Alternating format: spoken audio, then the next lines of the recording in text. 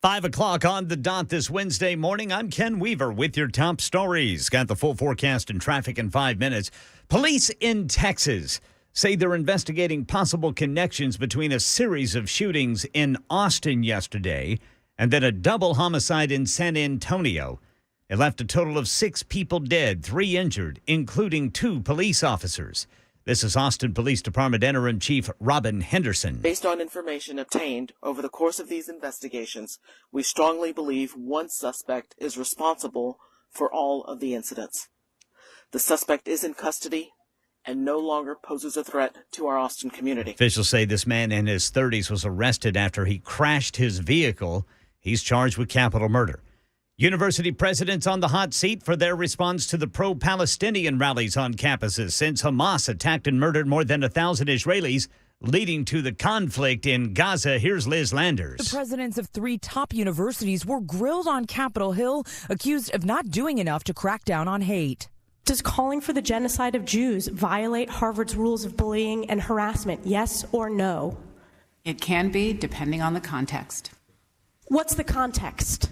Targeted as an individual, at an individual. It's targeted at Jewish students, Jewish individuals.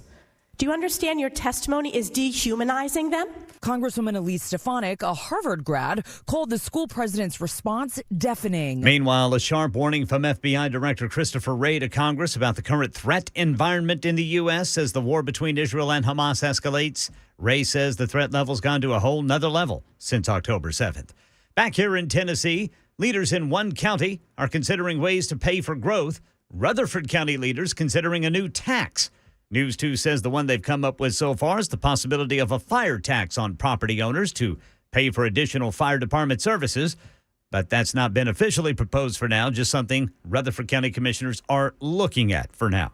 Market Numbers Report. Market Numbers brought to you by Beacon Capital Management, online at beaconcm.com. Here's Daria Albinger. Stocks closed mixed following the latest set of reports on the economy. The Dow fell 80 points, the S&P gave up 3, while the Nasdaq rose 44. Despite the slide, the markets are still near their highest level in 20 years. It's another sign that the labor market may be cooling off. Employers posted 8.7 million job openings in October, the lowest number since March of 2021. That's down significantly from the 9.4 million in September. And while it may not exactly be what people who are looking for work want to hear, it should be welcome news for the Federal Reserve. The central bank says inflation won't hit its 2% target rate until hiring slows a bit. A separate report found activity in the services industries expanded for the 41st time in the last 42 months, with growth in everything from agriculture to wholesale trade. It's offsetting weakness in manufacturing.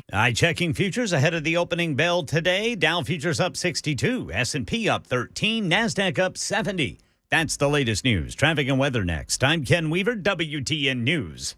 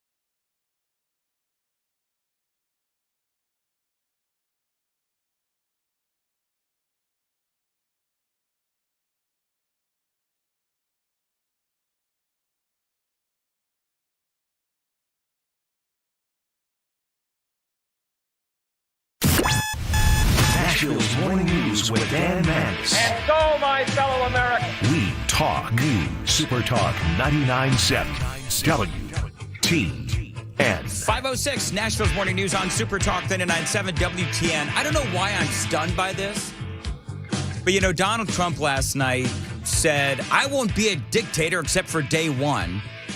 I've got the audio to put that in context.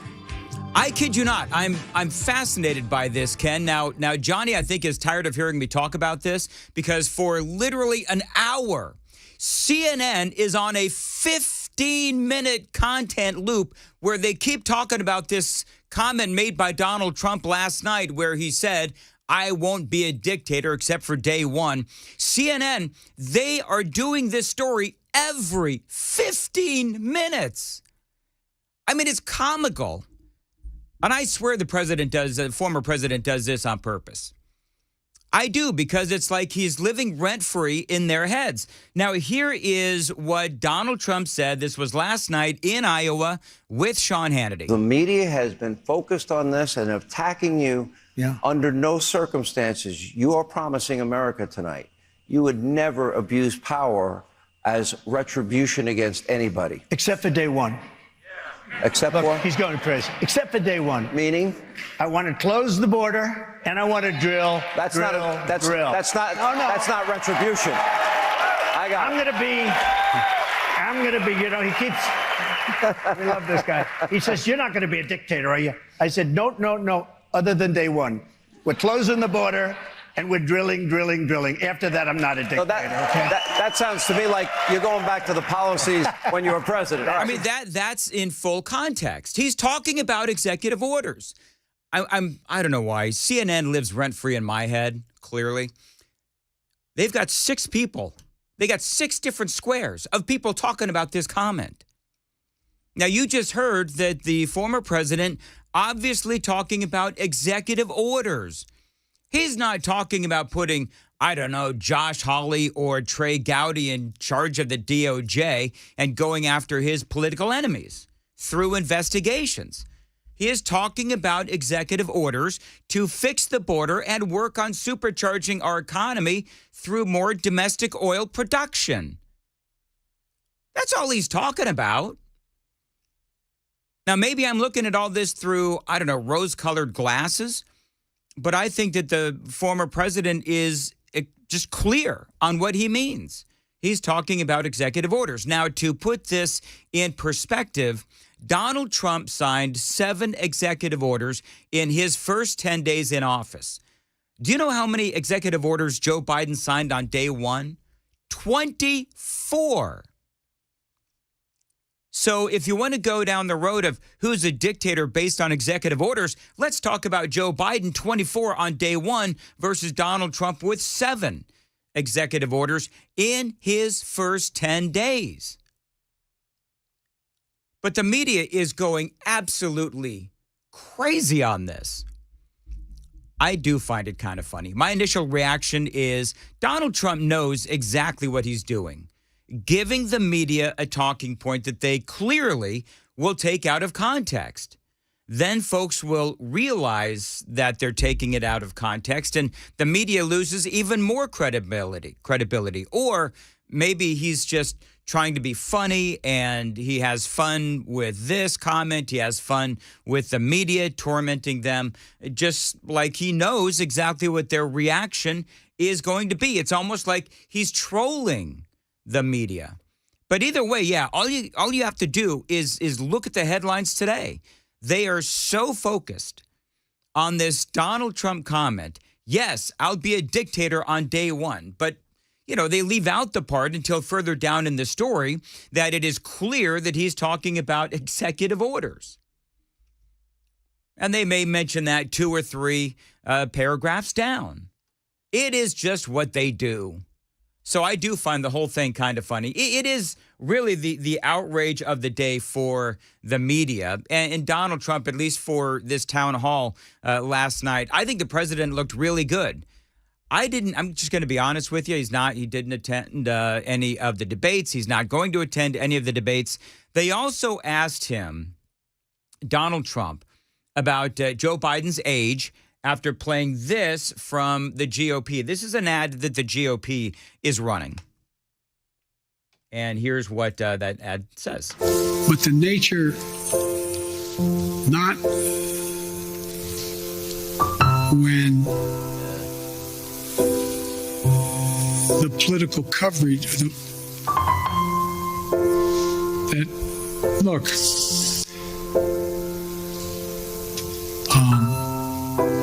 some of the political players and some of the let me ask a rhetorical question. Then he just sits there. No, I won't. Anyway. Yeah, that is, of course, and I've played that audio for you before. That is Joe Biden. That is an ad by the Republicans. And that's just a montage. I mean, none of that is taken out of context. What they need to do is hire that piano player to follow Joe around. That's exactly what they need to do. Every speech, that should be played. A little bit of a Joe Biden soundtrack. Yes, that's exactly right, Johnny.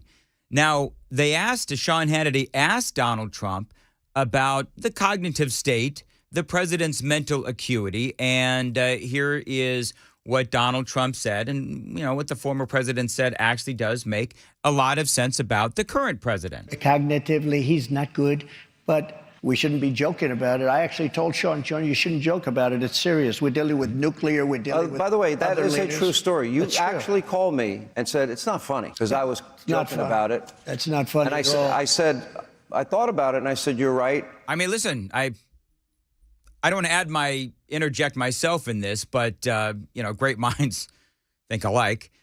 In the sense that I've never said, well, I have said it's funny, but it's not funny. I have said it's not funny when it comes to things like, the nuclear capabilities of other countries. And so, I've called, Biden any number of things, including the Roomba president, right? When he tries to get off the stage, he looks like a Roomba where he can't figure out where the hell he's going. And so it makes all the sense in the world for Donald Trump to say, and I agree, that at times it is funny, but in the overall scheme of things, it's not funny because of the fact that we are dealing with a world where we have so many enemies, and our enemies are getting stronger by the day. And as our enemies get stronger, our leader, air quoting the word leader, our leader gets weaker by the day. And he gets worse cognitively by the day. And don't think that Vladimir Putin and Xi Jinping and some of these other notorious leaders across the country, don't think that they don't notice. But coming up next, a piece of audio I think that is stereotypically Donald Trump in both the positive and the negative. And it's all straight ahead on Nashville's Morning News, 5:15. Time to check the roads from the Paul Winkler Investment WTN Traffic Center.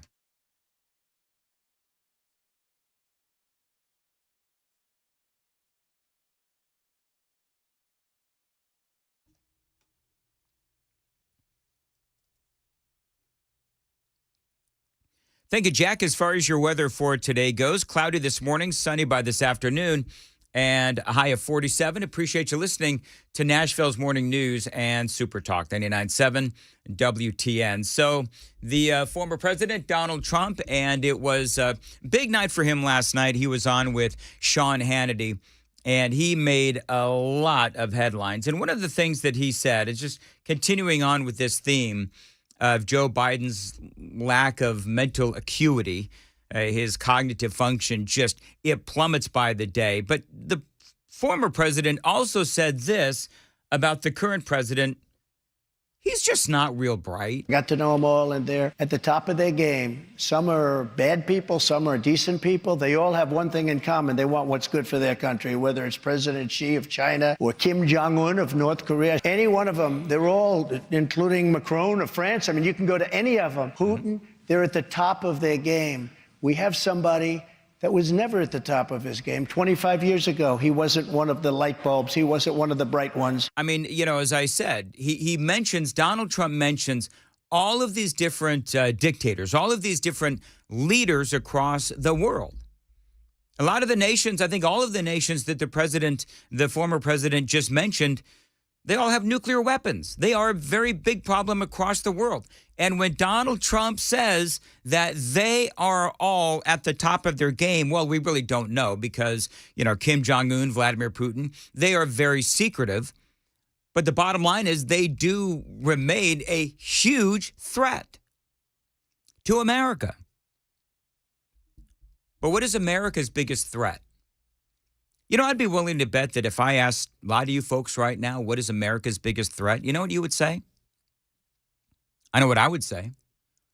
I think Joe Biden's our biggest threat. And the reason why Joe Biden is our biggest threat is because of, for example, the ad that I just played, where this is clearly a president that is not all there. That's number one. And number two, because of the policies of whoever is running the Biden administration, open borders, etc. That truly is the biggest threat that America faces is from our own president.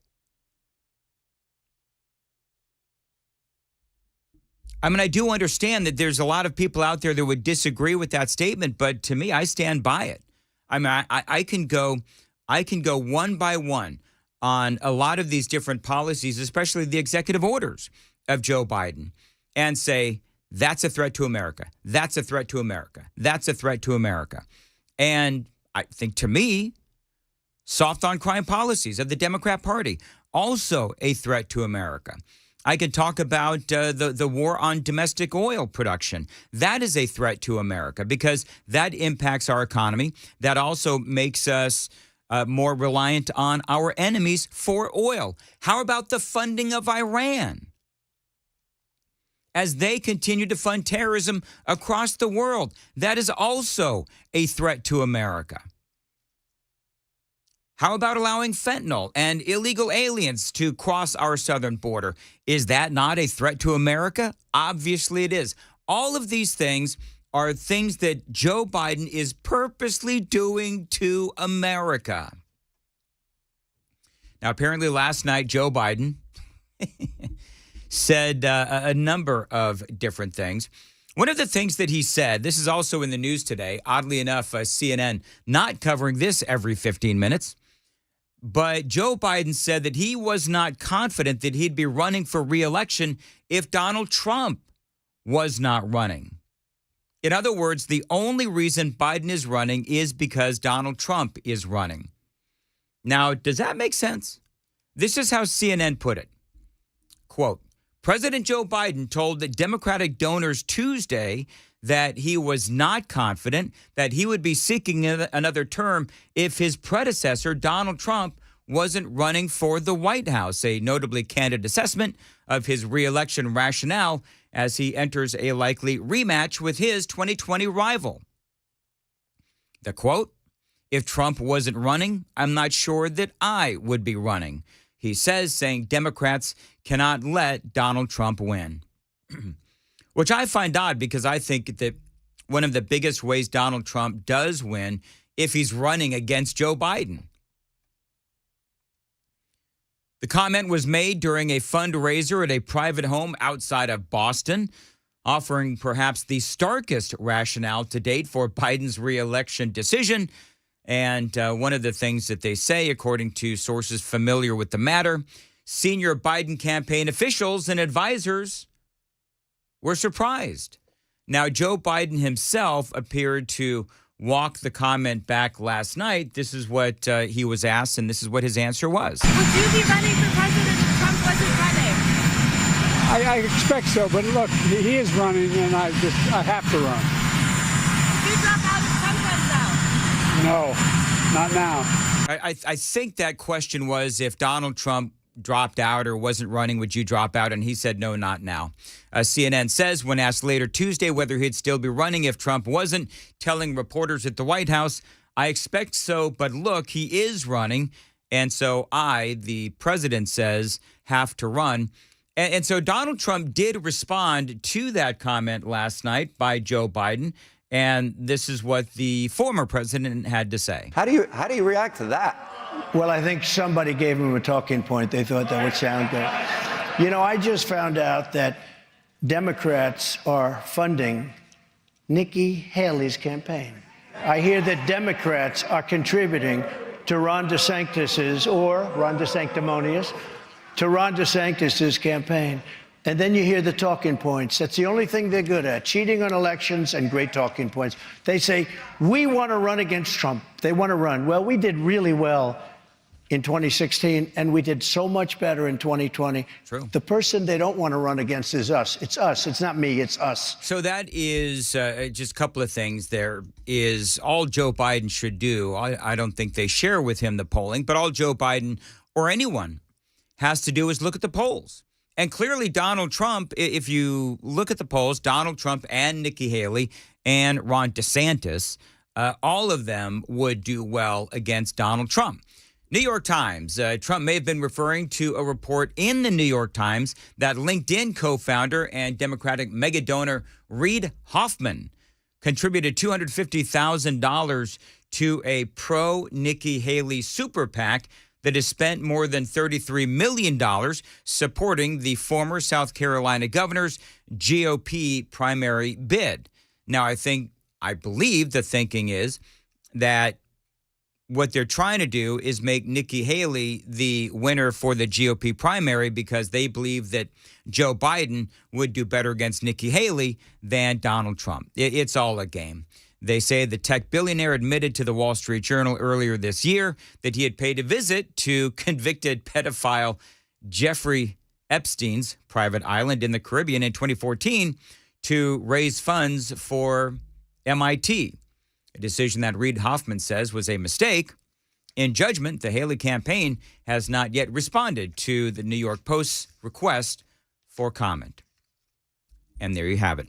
The super text line is open at 615-737-9986, 615-737-WWTN. We do have a lot more coming up, including Corinne Jean-Pierre, or Cringe Jean-Pierre, and she spent some time on The View yesterday. Wait till you hear what she had to say. But right now, 5:23, Ken Weaver, what's coming up in the news at 5:30? Got the very latest on this Texas murder spree overnight. Israeli troops have entered the second largest city in Gaza. This as the threat level to national security in this country is going up. And we got a Covenant school shooter writings leak investigation update at 5:30 on Super Talk 99.7 WTN. Thank you, Ken. At 5:24, Dan Mandis here. I want to tell you about a great opportunity for you to save a ton of money on windows and your heating bills. Listen, the colder weather is here, and it's going to continue to get colder. Your energy bills will be at all-time highs, and so now is the time to replace those windows with a great deal from my friends at Window Nation. They are offering you 0% interest for 5 years. That is, again, 0% interest for 5 years from my friends at Window Nation, and 50% off of all styles of windows, and they have a huge selection of windows as well. Now is the time to protect your family from the elements. Lower your energy costs and upgrade the look and feel of your home with my friends at Window Nation. Make sure you tell them that Dan Mandis told you to reach out. A great offer here for the month of December. That phone number is 866-90-NATION, 866-90-NATION. Get 0% interest for 5 years. Plus, you get 50% off all styles of windows. This means that you can save thousands of dollars on your new windows, and your energy bills are going to be lower as well. Call them today, Window Nation, 866-90-NATION, 866-90-NATION, windownation.com. For many of us, generators are becoming a must-have household appliance. From unpredictable weather to surprise outages, it's better to be safe than sorry. Generator Supercenter of Nashville offers fast and easy installations with 24/7 service and monitoring to all brands of generators and expert repairs done right. Our mission is to make owning a backup generator simple and easy. Visit your local store today or check us out online. Generator Supercenter of Nashville. We serve all Middle Tennessee. Hi, I'm Paul Winkler. You often hear me talk about diversification in the investing process, but how do we diversify? Well, we look for things that move in dissimilar fashion historically. Some of those market areas might be really small companies or really large companies, or very growth-oriented companies or value-oriented companies. And one of the things that we find is that when we diversify between these various segments, we can reduce the volatility of the portfolio because they don't move in tandem with each other historically. Now, we can do that in U.S. markets, we can do that in international markets, and in emerging markets. And when we can dampen that volatility, we can help get ourselves a little bit of a better outcome as far as knowing what we might likely have in the future, or how we can take income from our investment portfolio. Now, we also want to add fixed income or bonds to the mix as well. Now, if we know that we need to do this, what's the best way to do it? Well, one of the things that we often teach is this concept of market efficiency. This won the Nobel Prize in economics as well. And it's the idea that if I'm investing in, let's say, small value stocks, if we look at professional managers and their ability to say, hey, should I have this stock or that one, and picking companies or areas of the market, we find that they typically get lower returns than the market does on its own. They just add expense and they can add a lot of volatility. One of the things we want to avoid is anything that can hurt your returns and increase your risk in the investing process. To learn more about our approach to investing and financial planning, go to paulwinkler.com and set up a free 15-minute phone call or call 615-851-1950.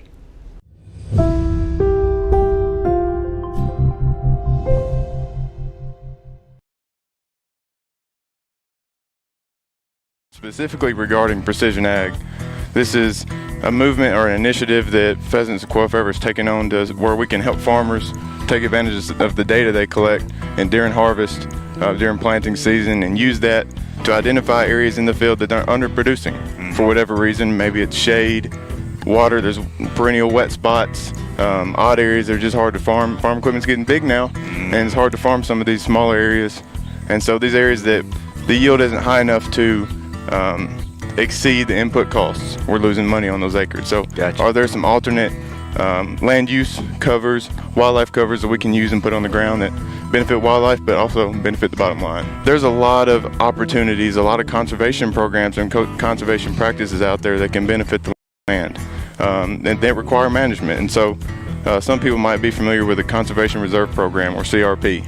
And that is a program administered by USDA for farmers and landowners to take those certain areas out of production, return them to a wildlife cover beneficial to different wildlife. We started taking non-productive acres years ago and putting them in CRP, and seeing a great benefit of that, not only for wildlife, but erosion control and the money side of it. You know, we have to make a living to stay in business just like everybody else. You know, if you've got non-productive acres that you're losing money on, and you can get something out of them, plus benefit the soil from erosion, plus benefit the wildlife.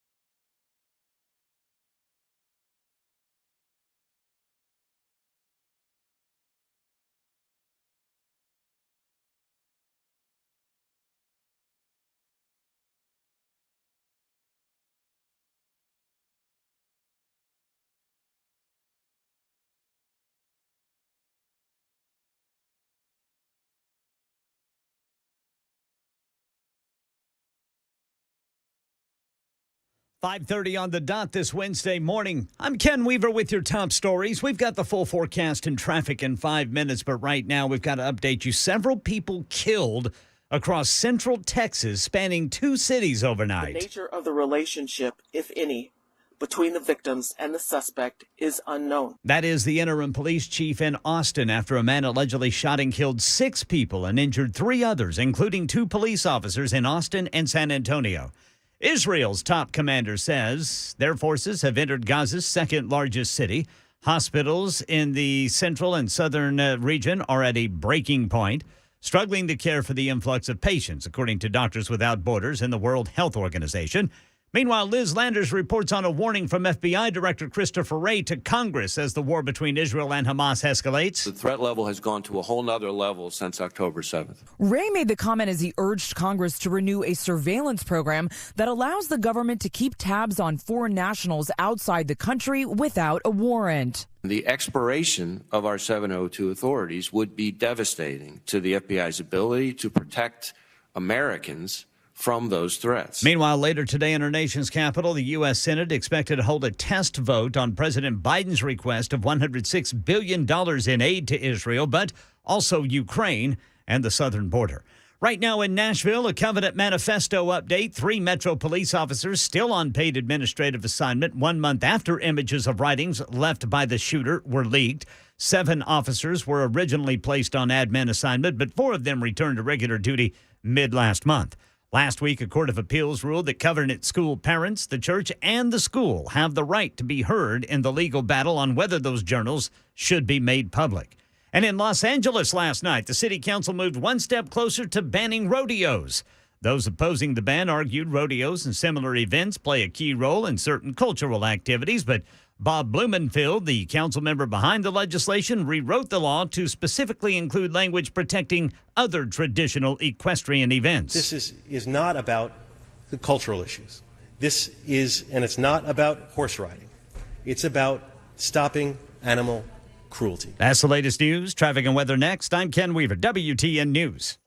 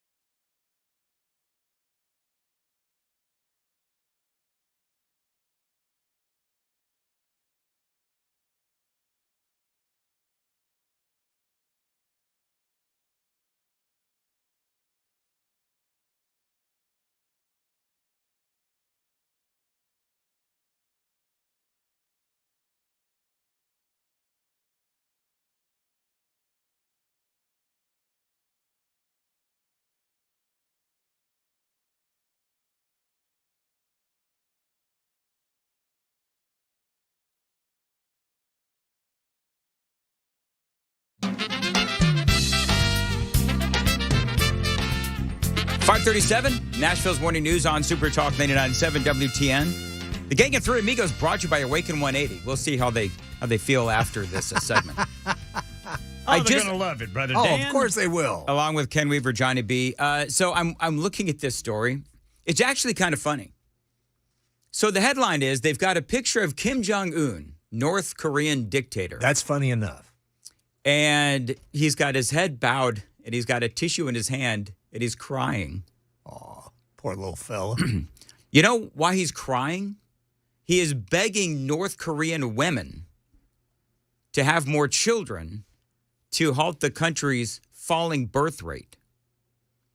And, you know, my advice to Kim Jong-un would be, well, why don't you make food available to the people of North Korea? Yeah. I mean, let's face it. I mean, if you're a woman, you're not exactly in the mood if you're trying to figure out how to get your next meal, let alone have a kid to figure out how to feed that kid. Amen. That's the problem with what's going on in North Korea, is the country is one of those crap hole countries that Donald Trump was referring to, I'm assuming, many years ago. And so now you've got Kim Jong-un crying in front of thousands of women as he calls on them to have more children. Meanwhile, all the men are saying, well, honey, let's practice. Sure. And they're saying no. No. Practice makes perfect. Well, plus, you know, the women, it can't be, the men can't all be all that appealing in North Korea, because doesn't Kim Jong-un force them all to get the same Kim Jong-un haircut? Probably so. I've heard that, actually. Boy, that's a place that really needs some hairstyling. Bad. Boy, it sure is, man. I got to tell you. And some food. Anyway, so that's in the news today. All right, now, I want to know how you two feel about this story, because you two are, you know, fans of college sports. Football. Yes, sir. So apparently, this is the headline: the NCAA's radical proposal to pay Division I athletes. Amid pressure to modernize, the NCAA president, Shirley Baker, outlines a new model where Division I was the bigger schools, right? Division I schools could pay athletes through endorsements and educational trusts. Now, I thought this was already happening. Like, what am I missing here? Because haven't athletes been able to make money on endorsement deals already, or am I missing something? Maybe I'm missing something. I could be, because I like college sports, but I'm not up on all this kind of stuff. Well, right now they can get paid for their name, image, and likeness, which means that they can promote themselves and they can get paid for it. Okay. I believe this might go a step further, and not all of the college athletes will get paid. No. Through that. I mean, you've got to be pretty popular. You've got to be, you know, the top athlete. And this could, a number of things this could do. This could breed some resentment, you know, amongst teammates, because if the quarterback is the one getting, you know, all the accoutrements, well, what about the wide receivers who are catching those passes? Well, I mean, look at so on Monday, they released the so-called transfer portal opened up for athletes who are playing college football to market themselves to other teams. And more than 2,000 of them entered the transfer portal. Now, is that a lot? I don't even know. That is a lot. Okay. That didn't used to happen. It used to be, you know, you went to a school and you stayed.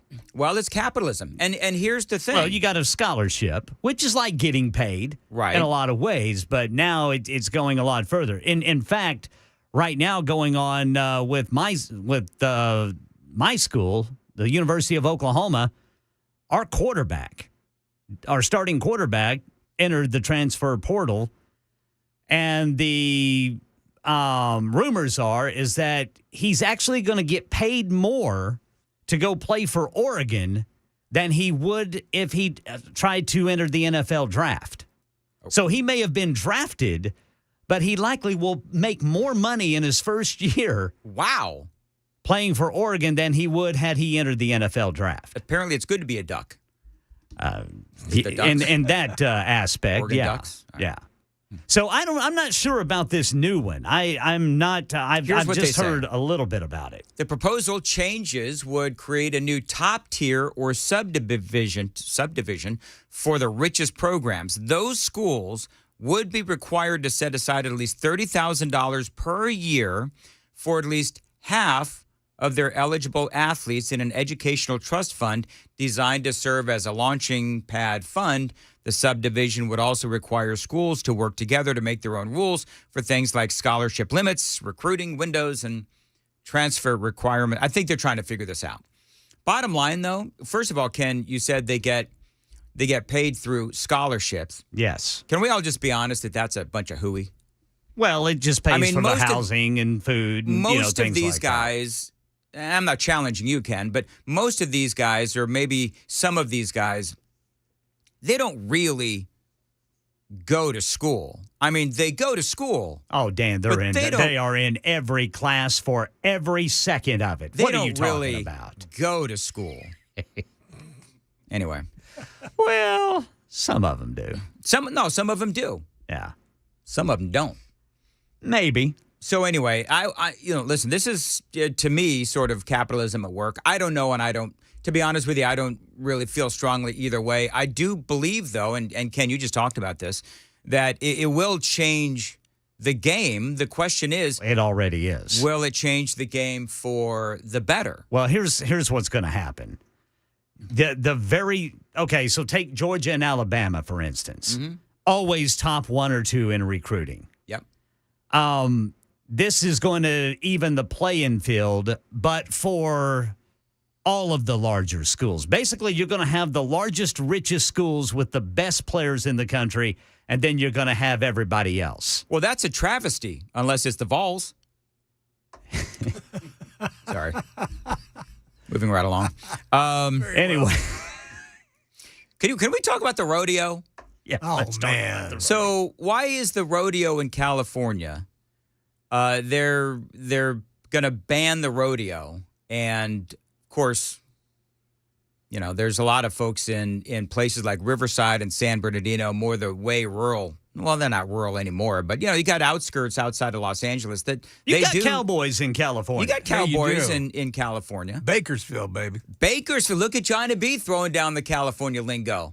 It's exactly right. I think Bakersfield still has either the world's largest thermometer or the biggest ball of yarn. It might be both. Yeah. But they also have rodeos. And now California. So they're saying that it's cruel to animals because, you got these rodeo cowboys that I'm assuming, you get on a bull, you get on a bronco, and they do the whole bucking thing. Yeah. Right? I'd like to ask some of these people that are saying it's cruel to animals.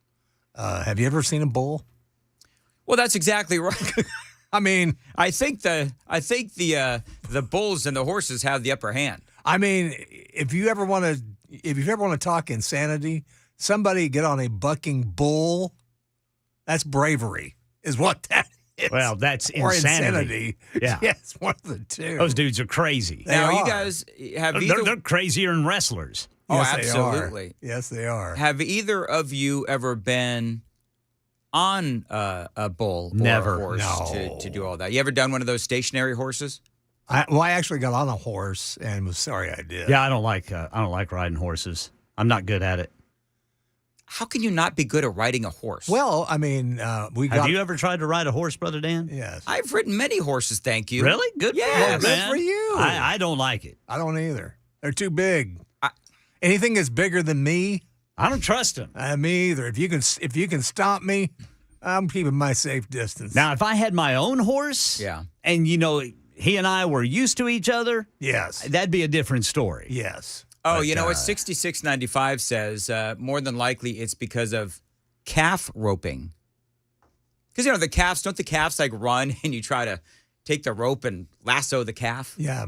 Well, that's what cowboys did to, brand their animals. So whenever they would get stolen or go missing, they would be able to They'd have retrieve the brand. them. Yeah. All right, so I'm not going to BS on people. I'm going to be honest. Like, it can't be fun if you're a calf to be branded.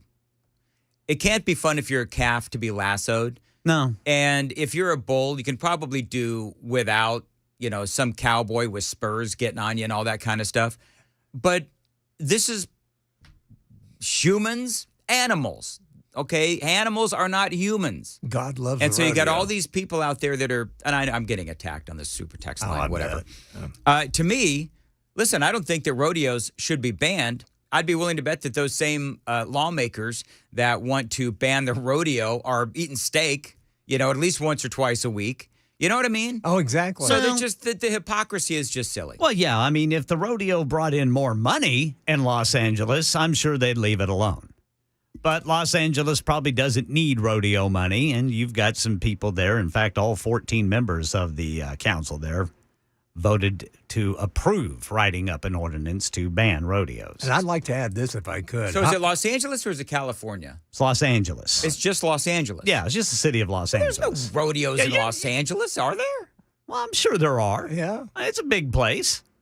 Rodeo goes everywhere, babe. And by the way, honey, if you're listening, I wouldn't mind being lassoed. Let's just keep that on. Wow. I bet you Glenna might. She might oblige you on a brand, too, there, Brother I'm Johnny. sure she would. I didn't add that if you Glenna, noticed. strap on the stirs. Spurs and stirs, whatever. Anyway, in all my years in Los Angeles, I don't know if there's ever a rodeo in actually, there must be. I'm sure maybe the Coliseum or something. Come on, Danny, we're going to the rodeo. They're less tolerant of the rodeo than they are gangland shootings, apparently. Well, that's there the in truth. Los Angeles, I'm sure. Yeah, we're more worried about livestock than we are citizens. Well, that's the thing. You go to places like L.A. and they've got all of that rampant crime, yet they're worried about the rodeo. I mean, it just whatever. Only in Los Angeles. Yes. Thank God. I find it interesting that a city the size of Los Angeles only has 14 council members. And they're all nuts. And how many do we have in Nashville, which would fit in the middle of Los Angeles? We have like 30? Something like that? Good gracious. I think there's more than 30. I don't remember. I got to look at this. Mm-hmm. Remember, this was an issue. Yes, it was. The state is saying, you don't need that many. No, you really don't. This can't be true.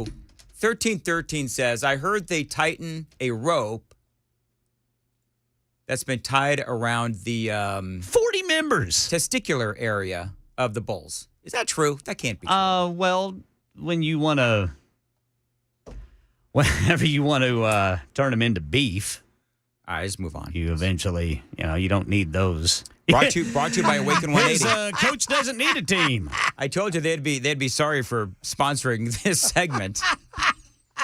Let's see here. Okay, thank you, 1313. I may be wrong. Thank you, 1313. I may be wrong. 1313, I'm now banning you from the super text line. I'm totally just kidding. I love when people say that. I may be wrong. By the way, 0735, the world's largest thermometer, is in Baker, California, the long stretch through the desert to Las Vegas. So there you go. I got a big old clock to look at? Yeah, I'm not sure. You know what I wanted to do? Amy and I, very quickly, Amy and I got on the end of this discussion over the weekend. Now, you two are not from Mount Juliet. I am. And, sometimes when you do the weather, places will do the landmarks across the city. Right. So I was going to say, if I start doing, when I do the weather, I maybe want to do from Mount Juliet, I want to do it's 50 degrees at the Stumpy clock in Mount Juliet. Because they're the big, for I think it was years, they were talking about this clock in Mount Juliet that they were building right there in the town square. And so everybody built it up in their mind as this is going to be an amazing clock. So the thing finally comes up, and it's like the only word I can use to describe the clock at Mount Juliet is Stumpy. So every time we drive by it, I call the clock Stumpy. So I was thinking about maybe when I do the temperatures, I can say it's 50 degrees at the Stumpy clock in Mount Juliet. But I don't know if they would appreciate that in Mount Juliet. And by the way, half the time it works and half the time it doesn't. There's that part too. Is it a digital clock or an old-fashioned one? No, it's an old-fashioned Stumpy clock. Got a second hand, too? Yeah, it's got a second hand too. Well, look at Go. this. You know what? Google image it. You'll see how stumpy the clock is. Mount Juliet clock. The stumpy clock. Stumpy clock. Stumpy clock. Now in listen, Mount just so you Juliet. folks know, I love Mount Juliet. I love living in Mount Juliet, and even the stumpy clock is part of its charm. That does not come up. Well, neither does the clock. It's 5:52. All right. Moving right along on Giddy Super up, old paint. Talk 97, 99.7 WTN. Dan Mandis here. Now is the time to leave the pain in 2023 and get on the right path to a pain-free 2024. The Wellness Institute of Nashville can help you do just that. Now, if you've been trying to get rid of your chronic pain, but you can't find the right doctor, go with my doctor, Dr. Kevin Mitchell. Now, he and his team can read your MRI and figure out what's wrong and then put you on a path to better health, even when other facilities can't. Even better yet, let Dr. Mitchell and Dr. Ashley take some x-rays and give you your first treatment for $23. They'll also provide you with a customized treatment plan with their state-of-the-art equipment. All of this for just $23 to get started. So call them today. Tell them Dan Mandis told you to reach out. 615-246-5009. 615-246-5009. You are more than a number at the Wellness Institute of Nashville. You can find them in Mount Juliet, right next to Providence, 615-246-5009, right down the road from the Stumpy Clock. PainIsBad.com.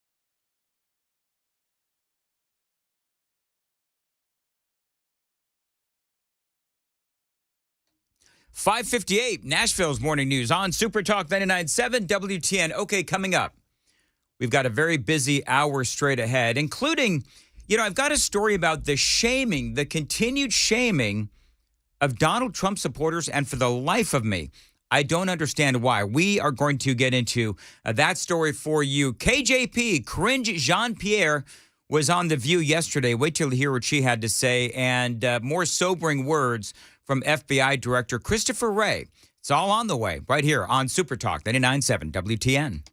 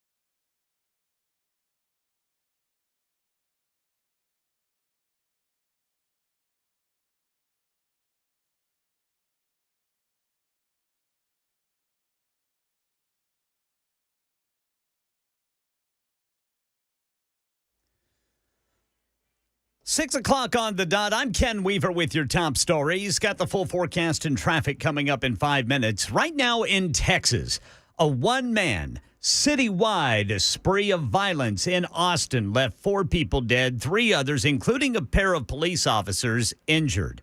Austin Police Department Interim Chief Robin Henderson. Based on information obtained over the course of these investigations, we strongly believe one suspect is responsible for all of the incidents. The suspect is in custody and no longer poses a threat to our Austin community. Officials say a man in his 30s arrested after crashing his vehicle, now charged with capital murder. Israel-Hamas war. Israeli forces now entering the second largest city in Gaza.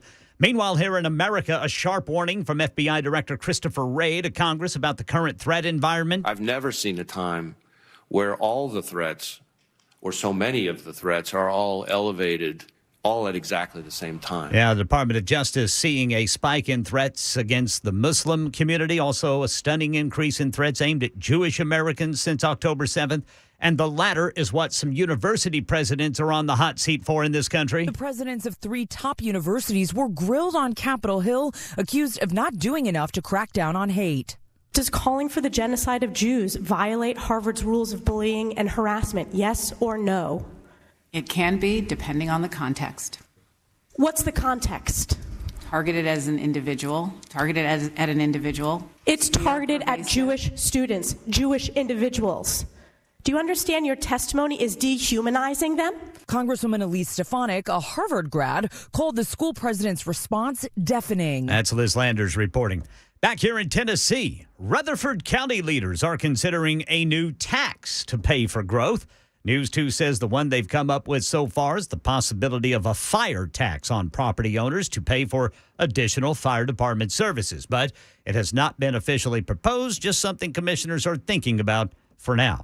Market Numbers Report brought to you by Beacon Capital Management, beaconcm.com. Here's Jim Ryan. The Fed appears to be achieving its goal of cooling the economy. The number of U.S. job openings has fallen to its lowest level since the spring of 2021. The Labor Department says 8.7 million positions were available at the end of October. The numbers helped to dampen the Wall Street rally. The Dow Jones gave up 80 points on Tuesday, but was still well above 36,000 at the close of trade. The S&P finished down a fraction. The Nasdaq Composite gained 0.3% yesterday. The hack that targeted DNA testing kit company 23andMe in October is thought to have exposed significantly more client profiles than previously thought. Names, birth dates, and geographic information on about 7 million customers may have been compromised. Marriages and marriage proposals have rebounded to their pre-pandemic levels, according to the American Family Institute. The company that owns Jared, Zales, and Kay Jewelers is celebrating. Signet Jewelers expects to see more purchases of engagement and wedding rings next year. All right, looking at futures ahead of this morning's opening bell. Futures for the Dow up 38, S&P up 8, NASDAQ up 40. That's the latest news. Traffic and weather next. I'm Ken Weaver, WTN News.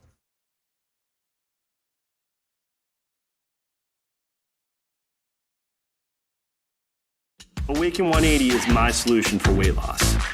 Laughing, learning, friendships.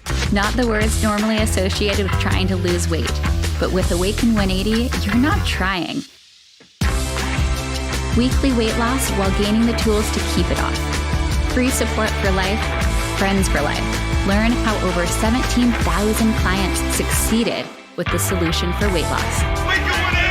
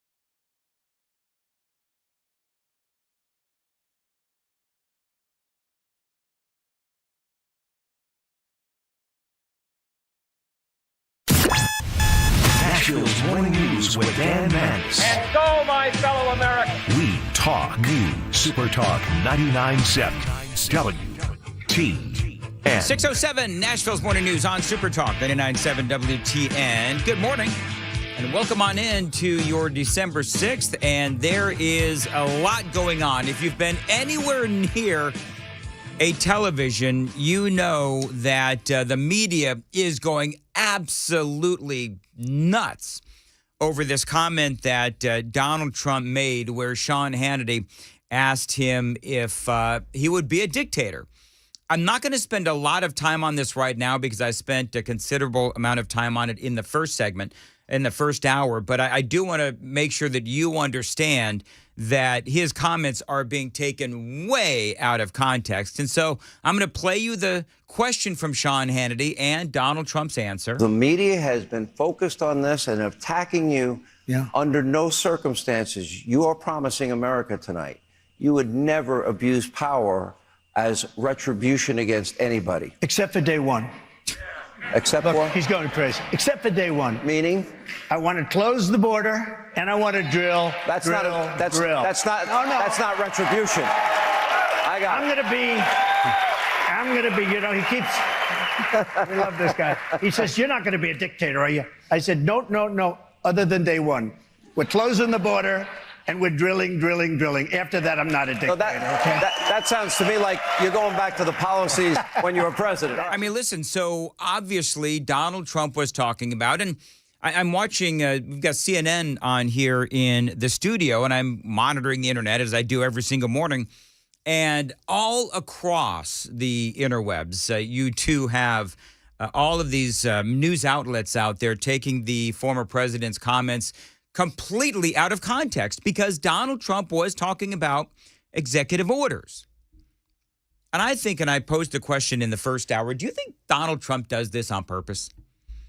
It is like he enjoys living rent-free in the very vapid minds of a lot of these folks in the mainstream media.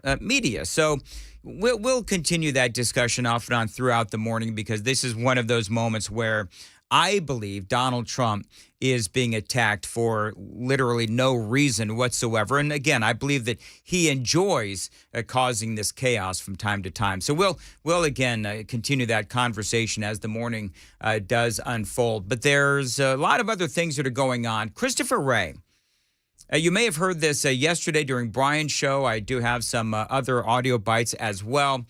And one of the things that is going on right now is there is a couple of things that are happening in Congress. And so one of the things that they're talking about is Section 702 of the Foreign Intelligence Surveillance Act.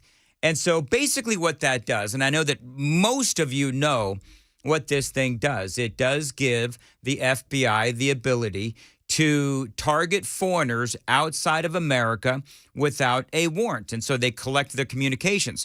We're talking about emails, we're talking about text messages and phone calls and so forth. And so what's happening is this is supposed to expire come 2024. And so Congress right now, they're debating as to whether or not they should allow Section 702 of the Foreign Intelligence Surveillance Act to expire.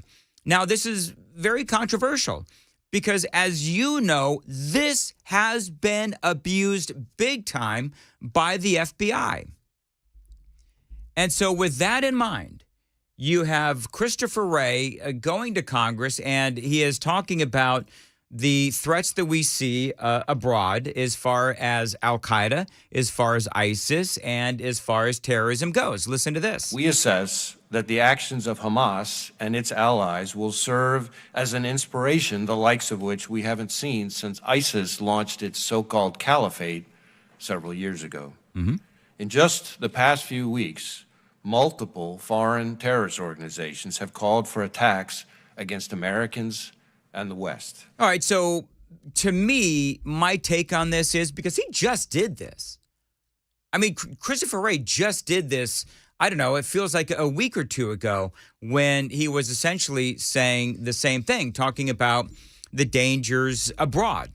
Now, to me, this whole thing is couched in the fact that the FBI wants to continue on with Section 702 of the Foreign Intelligence Surveillance Act. And so the whole point of his testimony, I believe, was to, yes, talk about the dangers abroad, but also to try and convince Congress and the American people that they should still have the ability to utilize what they say is a very important tool in fighting terrorism. And I'm not going to disagree. It is an important tool to fight terrorism. But you know what else is an important tool? Closing the border. That is also a very important tool. Alejandro Mayorkas was up at the podium as well yesterday, and I'm not even going to bother to play for you his infuriating audio because he says the same thing every single time. So there's really no point in playing his audio. But, you know, one of the things that I thought was interesting was with Mayorkas right next to Christopher Wray, was he actually paying attention? Al-Qaeda issued its most specific call to attack the United States in the last 5 years. ISIS urged its followers to target Jewish communities in the United States and Europe. Hezbollah has publicly expressed its support for Hamas and threatened to attack U.S. interests in the Middle East. And we've seen an increase in attacks on U.S. military bases overseas carried out by militia groups backed by Iran. So I'm sitting here and I'm listening to this, and as it relates to Section 702, and Americans being surveilled. You know, Christopher Wray and all of these other intelligence individuals, they're going to say how important this tool is. And again, I'm not denying that that tool is important. But when you put the whole thing in context, what did he just say? A lot of this terrorist activity is funded by Iran. And a lot of these bad guys are coming across our southern border. So I've got an idea. Maybe, just maybe, Christopher Wray, you might want to tell Joe Biden, if you really do want to fight terrorism, why don't you tell Joe Biden to stop funding Iran? Why don't you tell Alejandro Mayorkas to close the border? Because if you really, truly want to fight terrorism, do that. And then we can have a conversation about spying abroad and spying on Americans as well, because 702 has been abused by the FBI. And all of this didn't actually start on October 7th. This has obviously been going on for years, all of these terrorist organizations. You know, they all sound familiar, right? Al-Qaeda, ISIS, Hezbollah, and Hamas. Coming up, I'm going to put all of this in context with what is coming up in the election 2024 and also going back to 2016. It's all straight ahead at 6:15. Time to check the roads from the Paul Winkler Investment WTN Traffic Center.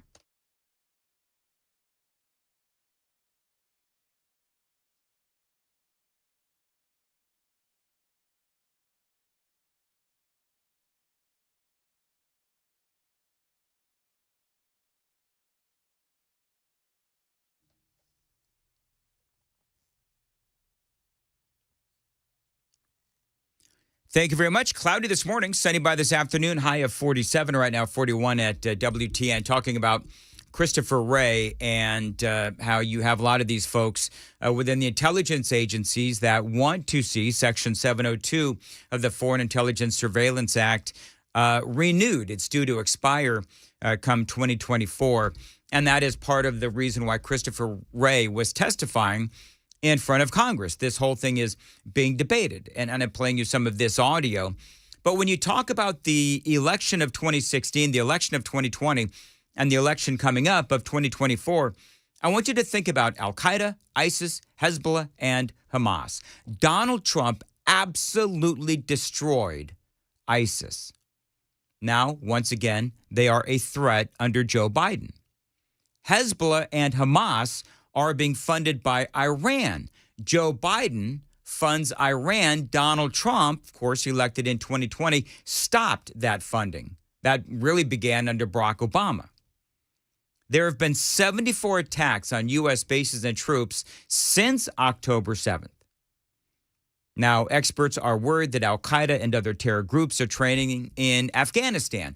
Well, we all know that Joe Biden's disastrous pullout of Afghanistan did indeed make Afghanistan a terrorist playground. Now, you will see headlines out there, if you Google it, that say that Al-Qaeda is not regrouping or training there in Afghanistan, but in private. According to President Biden's own network, CNN, might as well call it BNN. in private, they are saying, these experts are saying that they are worried that we have moved our intelligence capabilities to China and Russia and left ourselves wide open when it comes to what is going on in Afghanistan and by and large in the Middle East. That this is a threat that is reaching in some way sort of historic levels, in part because the Jewish community is targeted by terrorists really across the spectrum. Homegrown violent extremists, foreign terrorist organizations, both Sunni and Shia, domestic violent extremists, and in fact, our statistics would indicate that for a group that represents only about 2.4% of the American public, they account for something like 60% of all religious-based hate crimes. All right. And again, I understand and realize, and people are chiming in on the super text line, most of you are saying no to 702. See, that's the thing that I don't get about the Biden administration. And Christopher Wray is, if Christopher Wray was, he's not, but I mean, if he was smart, he would turn to Alejandro Mayorkas to his right and say, by the way, there's a lot of these terrorists coming across our southern border, and you're the guy that can close the southern border, yet you choose not to. Of course, he is doing Joe Biden's bidding. Now, we all keep telling you about the open border. Yesterday, there's this bizarre story. Actually, the other day, it wasn't yesterday, it was the other day. Maybe it was yesterday. All the days are kind of blending together now. But there is that bizarre story about all of these well-dressed Chinese guys that came across our southern border. They're clean. They're wearing long-sleeve shirts. They've got snappy luggage as well. And it is obvious as they give themselves up to the Border Patrol that they have come here. I mean, they're from China, and they were helped along the southern border. And so there's a lot of issues going on. And so as much as I understand that Christopher Wray continues to want the ability to spy abroad and, of course, here in America as well, I will point out there's a lot of other things that the Biden administration can do to prevent terrorism.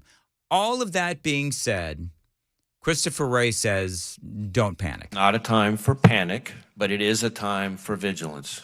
We shouldn't stop conducting our daily lives, going to schools, houses of worship, and so forth, but we should be vigilant. So when he says we should be vigilant, can somebody please tell me what that means? I'll wait. Because when you talk about we need to be vigilant, okay, well, then somebody might want to, again, tell the Biden administration to do the things that they can do to stop the terrorism and the threats of terrorism.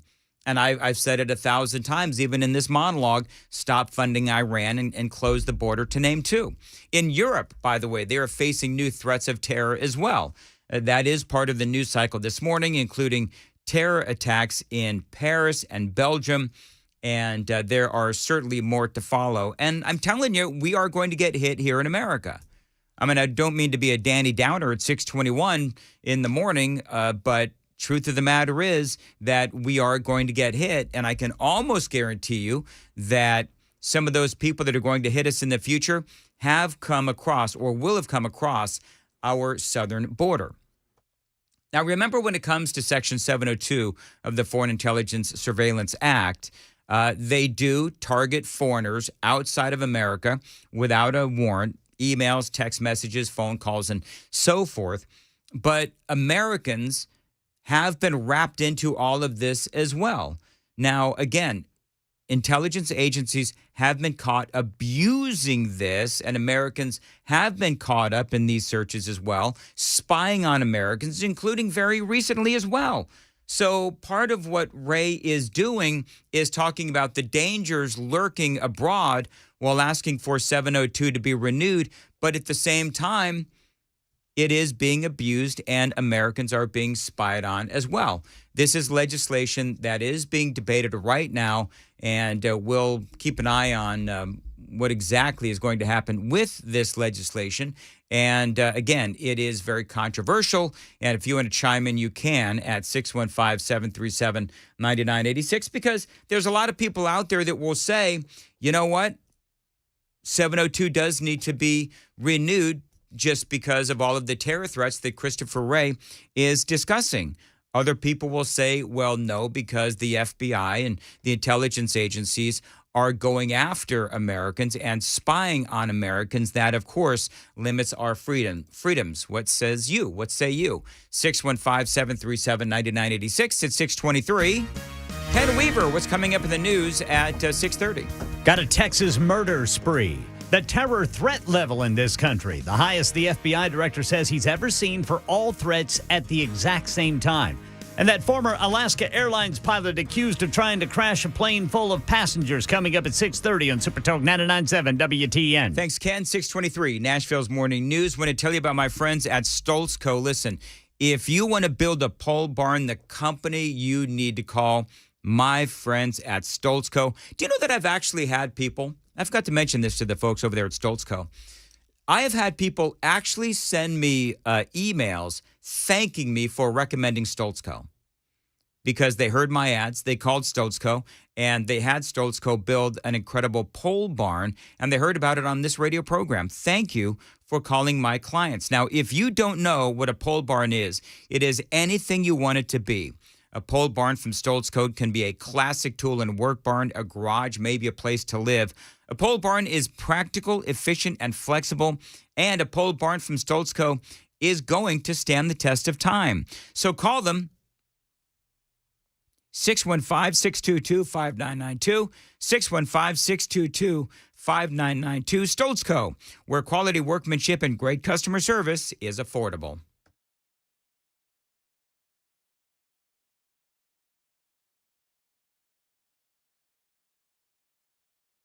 Hi, I'm Paul Winkler. You often hear me talk about diversification in the investing process, but how do we diversify? Well, we look for things that move in dissimilar fashion historically. Some of those market areas might be really small companies or really large companies, or very growth-oriented companies or value-oriented companies.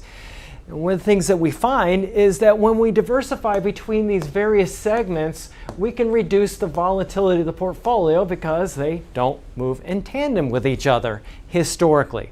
Now, we can do that in U.S. markets, we can do that in international markets, and in emerging markets. And when we can dampen that volatility, we can help get ourselves a little bit of a better outcome as far as knowing what we might likely have in the future, or how we can take income from our investment portfolio. Now, we also want to add fixed income or bonds to the mix as well. Now, if we know that we need to do this, what's the best way to do it? Well, one of the things that we often teach is this concept of market efficiency. This won the Nobel Prize in economics as well. And it's the idea that if I'm investing in, let's say, small value stocks, if we look at professional managers and their ability to say, hey, should I have this stock or that one, and picking companies or areas of the market, we find that they typically get lower returns than the market does on its own. They just add expense and they can add a lot of volatility. One of the things we want to avoid is anything that can hurt your returns and increase your risk in the investing process. To learn more about our approach to investing and financial planning, go to paulwinkler.com and set up a free 15-minute phone call or call 615-851-1950.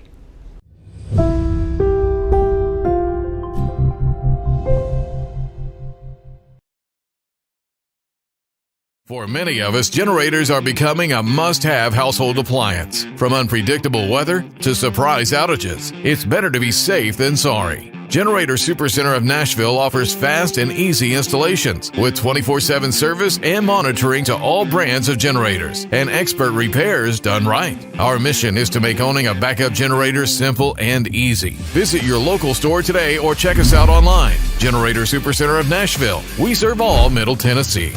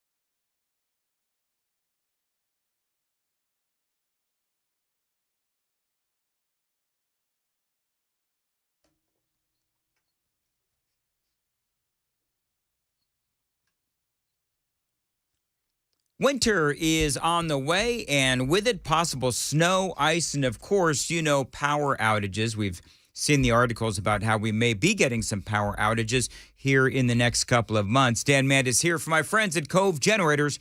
Now, at Cove Generators, they are experts in keeping your power on and your family safe. Be prepared this winter with a Generac home standby generator, the best generators around, to keep your heat on if your power goes out. Now, Cove Generators are your premier Generac home standby generator dealer.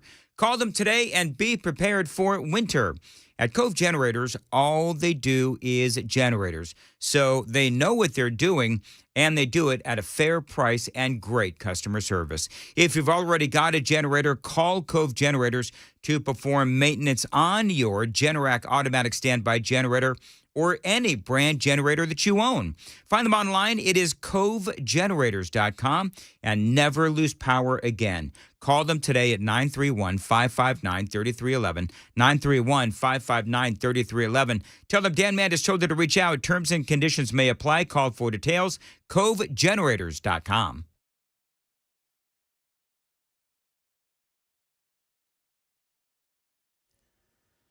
6:30 on the dot. I'm Ken Weaver with your top stories. Got the full forecast and traffic in 5 minutes. Let's get the very latest on this Texas murder spree. Jim Ryan tells us. It began with the unprovoked shooting and wounding of an Austin School District police officer before 11 a.m. and continued with the killing of 4 more people in locations all over the city. It ended 8.5 hours later when a police chase resulted in a crash. We strongly believe one suspect is responsible for all of the incidents. Interim Austin Police Chief Robin Henderson. The suspect is in custody and no longer poses a threat to our Austin community. A search of a San Antonio home connected to that suspect revealed 2 more murder victims. 6 people dead in a day-long crime spree across 2 cities. Yeah, officials say this man in his 30s was arrested after he crashed his car in Austin. Israel-Hamas war, it is escalating now. Israeli forces entering Gaza's second largest city. And as the escalation is rising, tensions here in the U.S., Pierre Thomas, covering yesterday's Senate Judiciary Committee hearing with the FBI director, says it left Chairman Lindsey Graham concerned. Since the Israel-Hamas war started, Chris Wray says the terror threat is at a whole nother level. The FBI director was asked point blank, the terror threat in the U.S. is as bad as it was before 9/11. All the lights were blinking red before 9/11. Apparently, obviously, all of us missed it. Would you say that there's multiple blinking red lights out there? I see blinking lights everywhere I turn. With a number of terror groups, including ISIS and Al-Qaeda, using social media to call for attacks, including right here in the U.S. Elsewhere in America, that former Alaska Airlines pilot accused of trying to crash a plane full of passengers after taking magic mushrooms will avoid attempted murder charges. Prosecutors had charged former Alaska Airlines captain Joseph Emerson with 83 counts of attempted murder, but a Multnomah County, Oregon grand jury has decided against that and instead charged him with 83 counts of recklessly endangering another person and 1 count of endangering an aircraft. With the attempted murder counts going away, his attorneys say they'll try to get him released from jail by the end of the week. They say he was in a dream state when he tried to pull the levers to kill the airplane's engine. That's Alex Stone reporting, and the latest news. Traffic and weather next. I'm Ken Weaver, WTN News. Thank you, Ken. 632, Nashville's Morning News. Dan Mandis here. Now, years ago, it was my New Year's resolution to buy a gun and learn how to shoot. And the Glock store helped me make that happen. Now, my daughter has the same idea heading into 2024. Now, I'm thinking, and she and I are talking about this, I'm thinking that she should get a Glock, but there's so many to choose from. I'm going to take her down to the Glock store and let the two-way pros help her pick out her very own gun, her first gun, as a matter of fact. Now, they've got every Glock in stock at the Glock store, and they've got training there as well with instructors that can help you shoot faster, shoot safer, and more accurate. It's where I did all my training, and I absolutely loved it. Now, Christmas is here. You need something for the two-way supporter in your life. Think about the Glock store. Now, they can even personalize the guns with just about anything you want. The Glock store, guns, parts, accessories, and training, 1930 Air Lane Drive, just minutes from the airport and worth the drive from anywhere. Find them online, glockstore.com.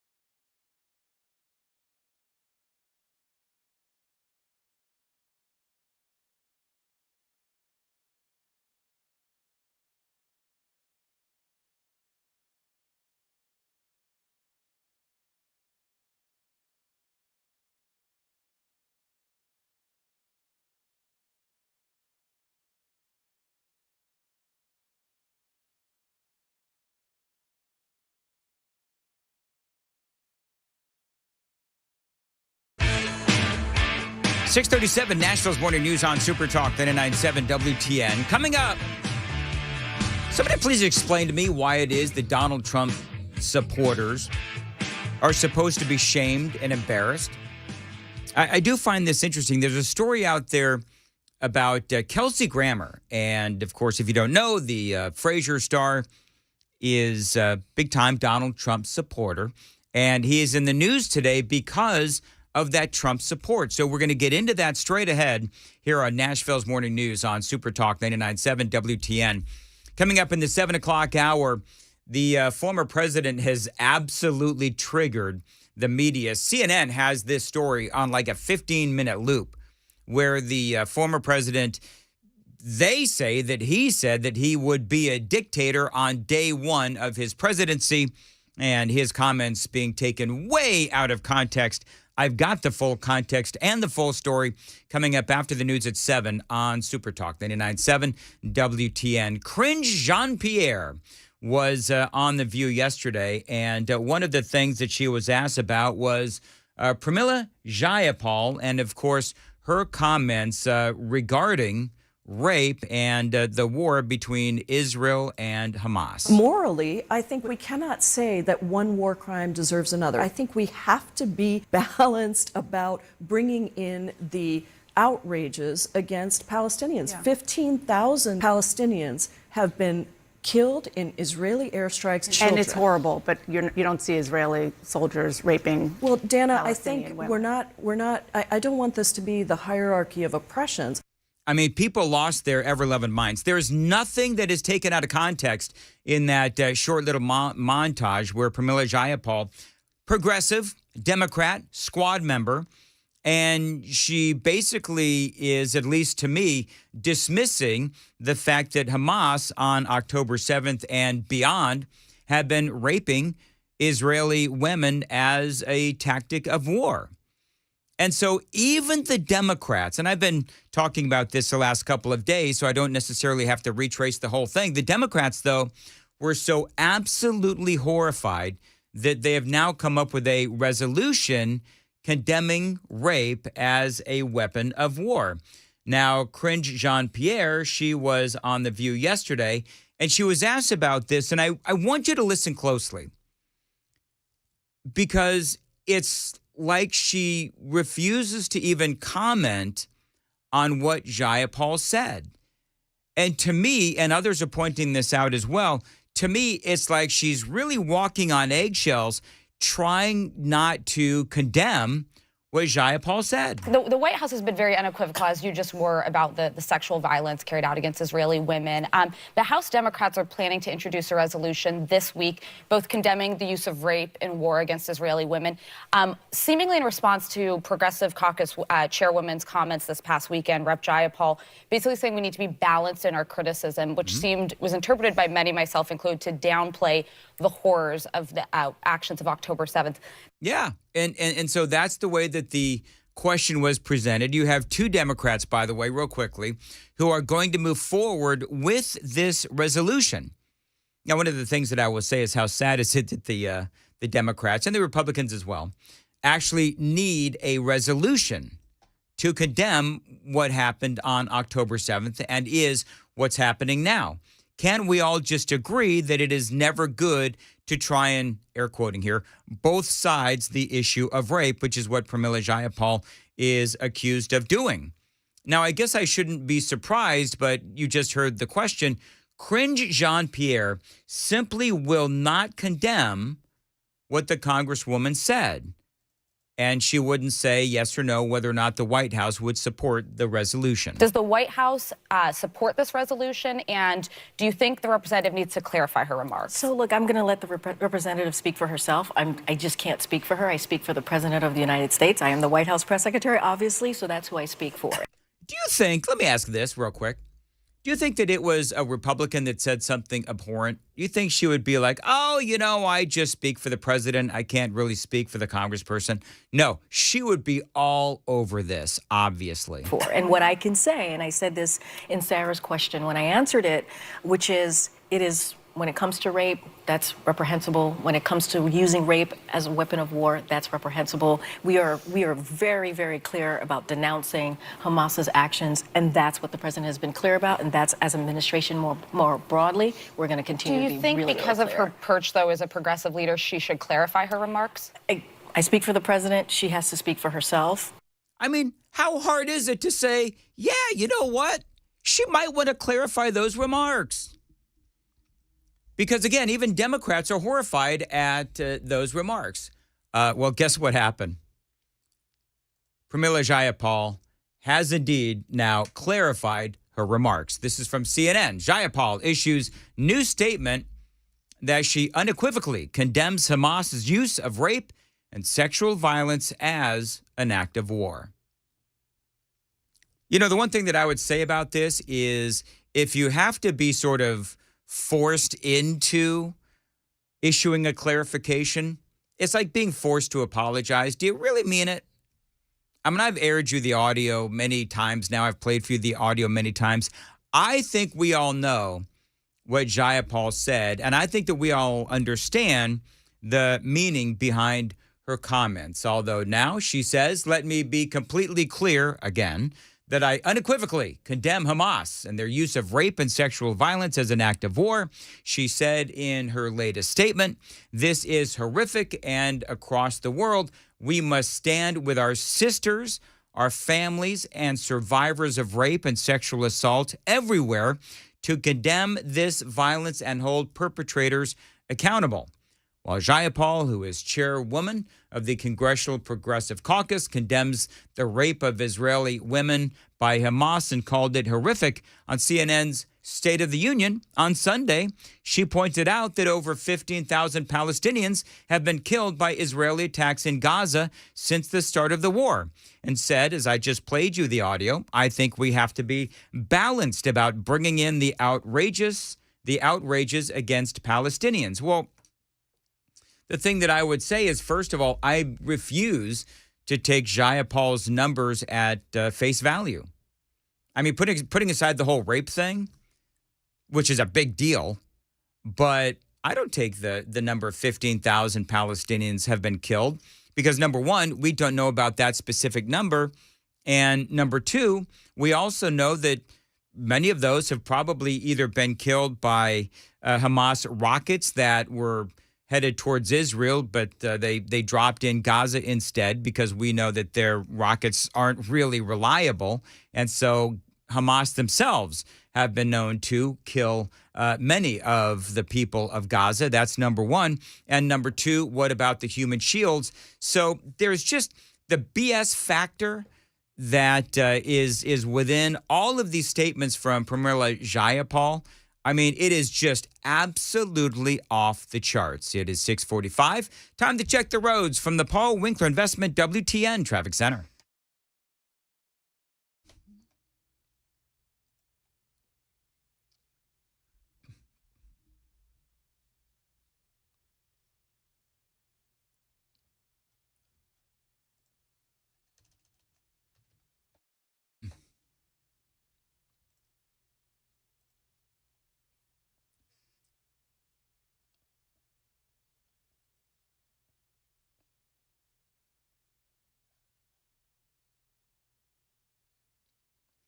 Thank you very much. As far as your weather for today, cloudy this morning, sunny by this afternoon, and a high of 47.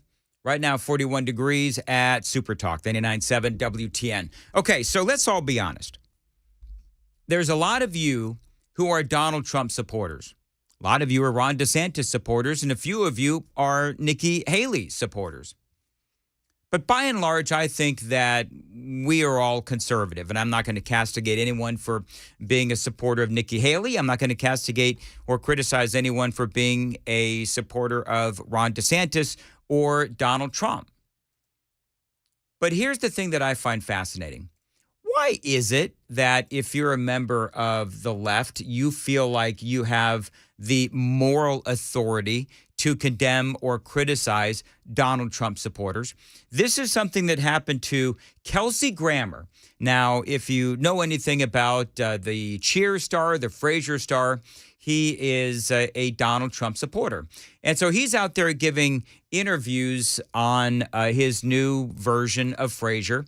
And he was on the BBC, and he was giving an interview, and the interviewer asked him if he was still a Donald Trump supporter. This is how it sounded. At least you were a Trump supporter. I'm fascinated to know if you still are. I am, and I'll let that be the end of it. So here's what happened. After that, and this is where the news headlines went, is they cut the interview short. They did. So the BBC actually cut the interview short, and it was after that question that they did cut the interview short. This is, as the story goes, from CNN. Kelsey Grammer, BBC interview reportedly cut short as talk turned to his support of Donald Trump.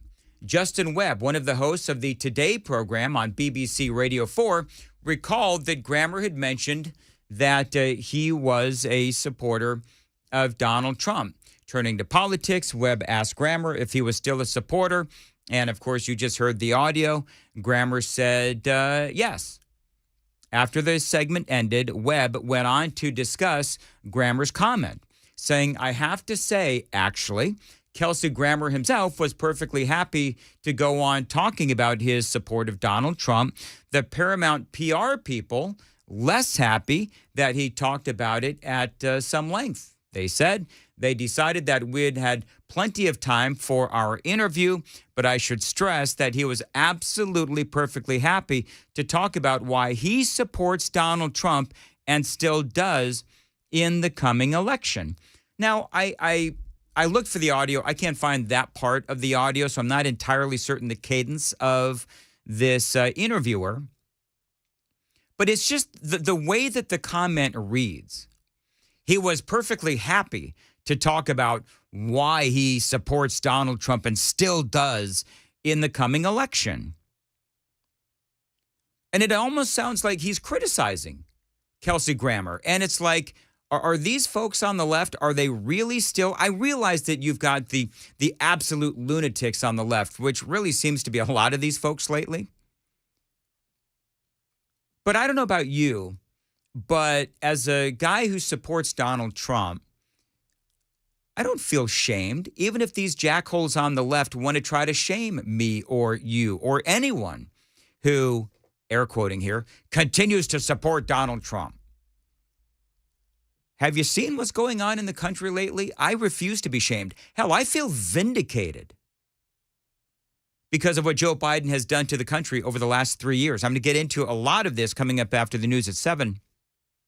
But I want you to think about this, because you do have these people, whether it is on CNN, whether it is on BBC, whether it's on The View, wherever the shaming comes from, there is still a lot of these folks on the left that do try to shame Donald Trump supporters.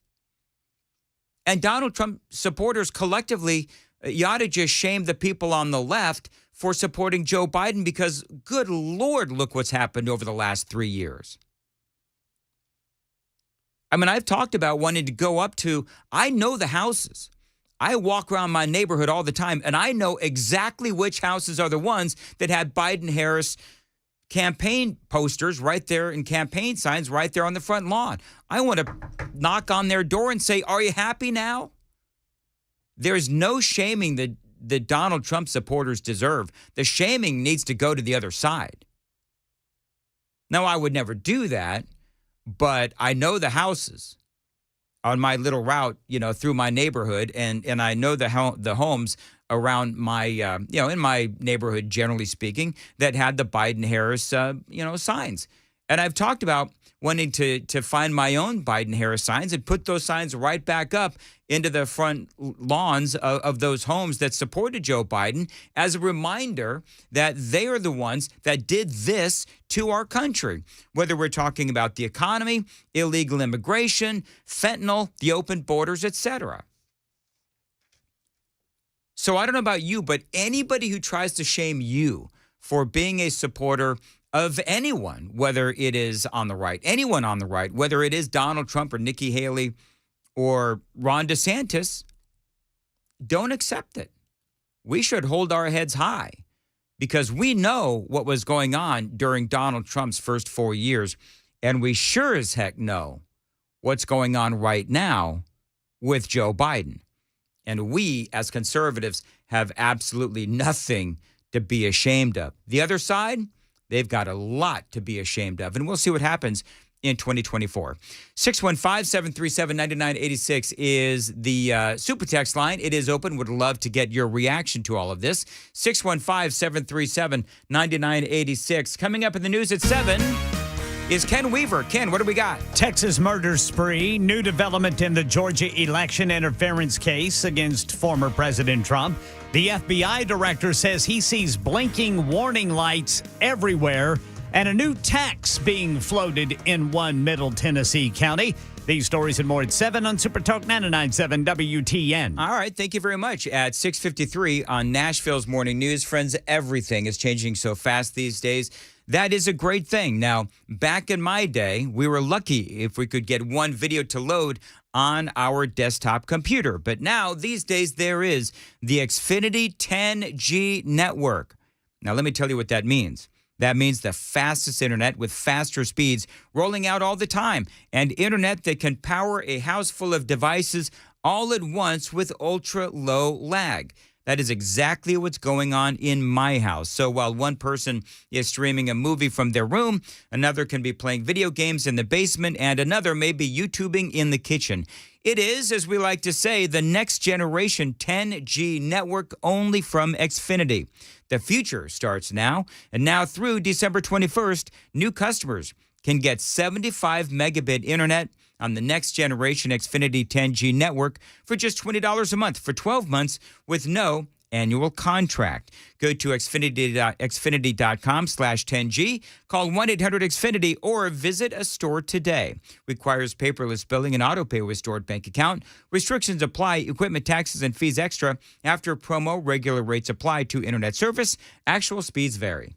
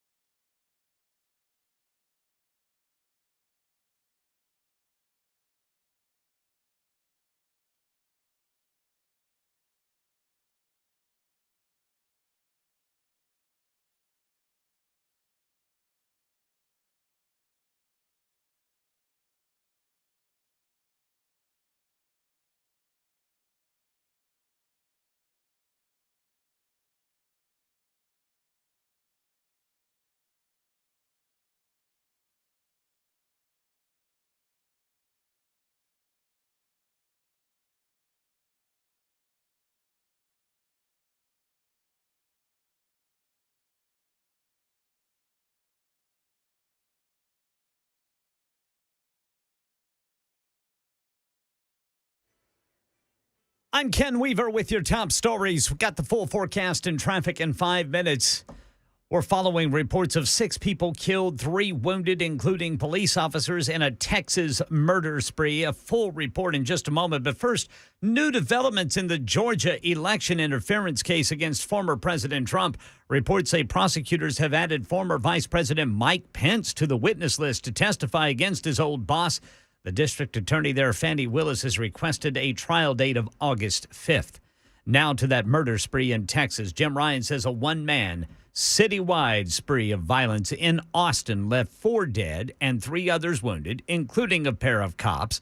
The bloodshed extended beyond Texas capital city. The bloodshed is thought to have started in San Antonio, where Sheriff Javier Salazar says 2 bodies were found in a house. Wedged inside a very small room, and it's a pretty grisly crime scene in there. Police believe that after killing those 2 people, the suspect headed 75 miles north to Austin, shot and killed 4 people and wounded 3 others. Austin's interim police chief is Robin Henderson. The nature of the relationship, if any, between the victims and the suspect is unknown. And the motive is a mystery. Officials say this man in his 30s was arrested after crashing his car there in Austin. Now to our nation's capital, where yesterday we learned just how worried the FBI director is about national security in light of the escalating Israel-Hamas war. I've never seen a time where all the threats, or so many of the threats, are all elevated all at exactly the same time. He says it's just like prior to 9/11. Christopher Wray appealing to Congress to renew the part of the Foreign Intelligence Surveillance Act that lets the FBI track foreign threats without a warrant. Back here in Tennessee, Rutherford County leaders are considering a new tax to pay for growth. News 2 says the one they've come up with so far is the possibility of a fire tax on property owners to pay for additional fire department services in the county. But it has not been officially proposed, just something they're talking about for now. And money news in sports. Andrew Dembert says the NCAA is out with a game-changing proposal that would allow certain schools to pay college athletes for the first time. In a letter to Division I schools, NCAA President Charlie Baker proposes creating a new subdivision that would allow participating programs to offer compensation to athletes. Under the proposal, schools would now be allowed to enter lucrative name, image, and likeness deals with athletes. They'd also be required to invest a minimum of $30,000 per athlete each year into a trust fund for at least half their athletes. That investment would have to adhere to Title IX, meaning equal distribution for men and women. The idea already catching on. A top official at Ohio State University saying he's 100% supportive. Now, this new system being proposed would not deem players employees or provide them salaries or allow them to unionize. Market Numbers Report brought to you by Beacon Capital Management. Online at beaconcm.com. Futures ahead of the opening bell on Wall Street are up. Dow futures up 46, S&P 9, NASDAQ 30. That's the latest news. Traffic and weather next. I'm Ken Weaver, WTN News.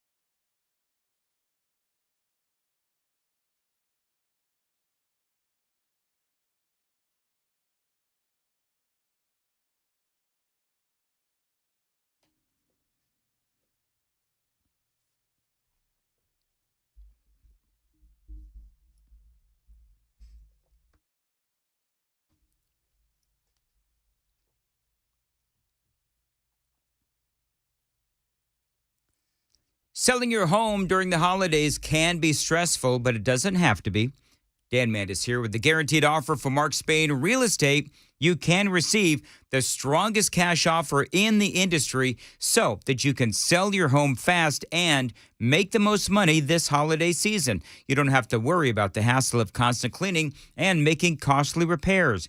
With Mark Spain and their guaranteed offer, There's no showings, no open houses, and no stress. They've got over 10,000 five-star reviews. Mark Spain Real Estate is the most trusted and experienced real estate team in America. Their guaranteed offer does keep you in control. Find out what the guaranteed offer would be on your home today. There's no obligation. As always, tell them Dan Mandis told you to reach out. That number is 855-299-SOLD. 855-299-SOLD. For Mark Spain Real Estate, you can find them online. It's markspain.com to get a guaranteed offer on your home today and start packing.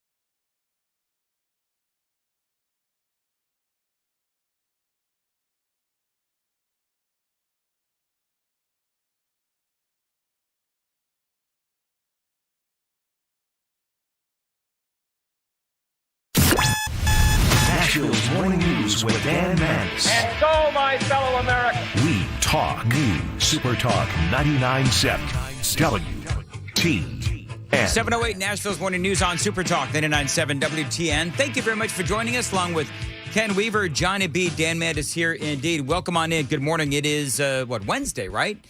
December 12th, and we have a lot going on. I love CNN, who clearly lives rent-free in my head, because I've been telling you about this thing that Donald Trump said last night on this interview with Sean Hannity. It was like a town hall in Iowa.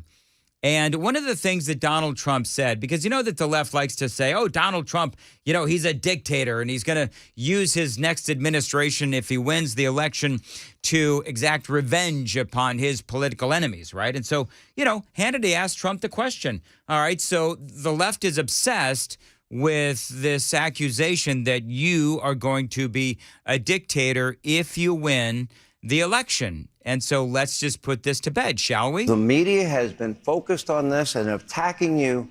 Under no circumstances. You are promising America tonight you would never abuse power as retribution against anybody. Except for day one. Except Look, what? he's going crazy. Except for day one. Yeah, now the president saying except for day one, and for a lot of the media, literally that's where they're stopping. They're saying, oh, the president is admitting he's going to go after his political enemies on day one. He's going to be a dictator on day one. Well, you know, he said a lot more than that, friends. I want to close the border, and I want to drill. That's not retribution. I'm going to be, you know, he keeps, we love this guy. He says, you're not going to be a dictator, are you? I said, no, other than day one. We're closing the border, and we're drilling. After that, I'm not a dictator. So that sounds to me like you're going back to the policies when you were president. All right. Trump is talking about executive orders, folks. That's what he's talking about. Yet CNN earlier, I kid you not, CNN had like 6 talking heads.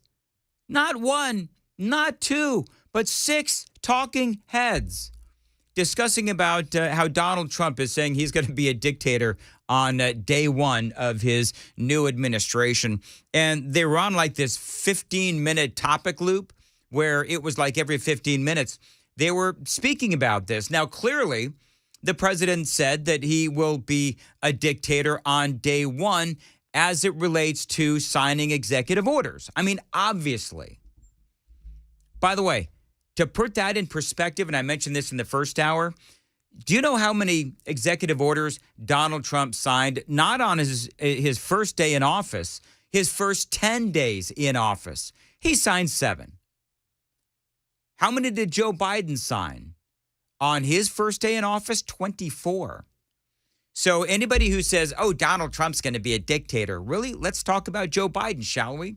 So the media is going nuts on this. My initial reaction when Donald Trump said this, I thought, he's got to know what he's doing. I mean, is he really that smart? And listen, I do believe that Donald Trump is a very smart individual. So I always wonder, is he doing this on purpose when he does these things? Knowing that the media will clearly take this out of context and say, report that he says that he'll be a dictator on day one of his presidency and taking the comments out of context like the media did. And then when we find out what the president actually said, the media loses even more credibility. I do wonder. Or is he just trying to be funny and have fun with these folks and basically hold my beer and troll them? Either way, once again, they've been exposed for taking the president's comments out of context, which is clear what they are doing. But there's a lot of other things that they did. First of all, as far as conversation goes, the president was asked about Joe Biden's age, and I did find it funny because this is something that has been discussed quite a bit. Sean Hannity, and again, this was a town hall with, Sean Hannity on Fox News last night, and he played this ad from the GOP for Donald Trump. And it's an ad that you've heard before right here on Nashville's Morning News. But the nature, not when the political coverage, look,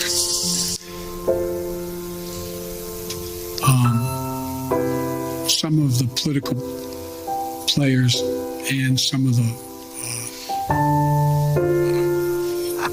let me ask a rhetorical question.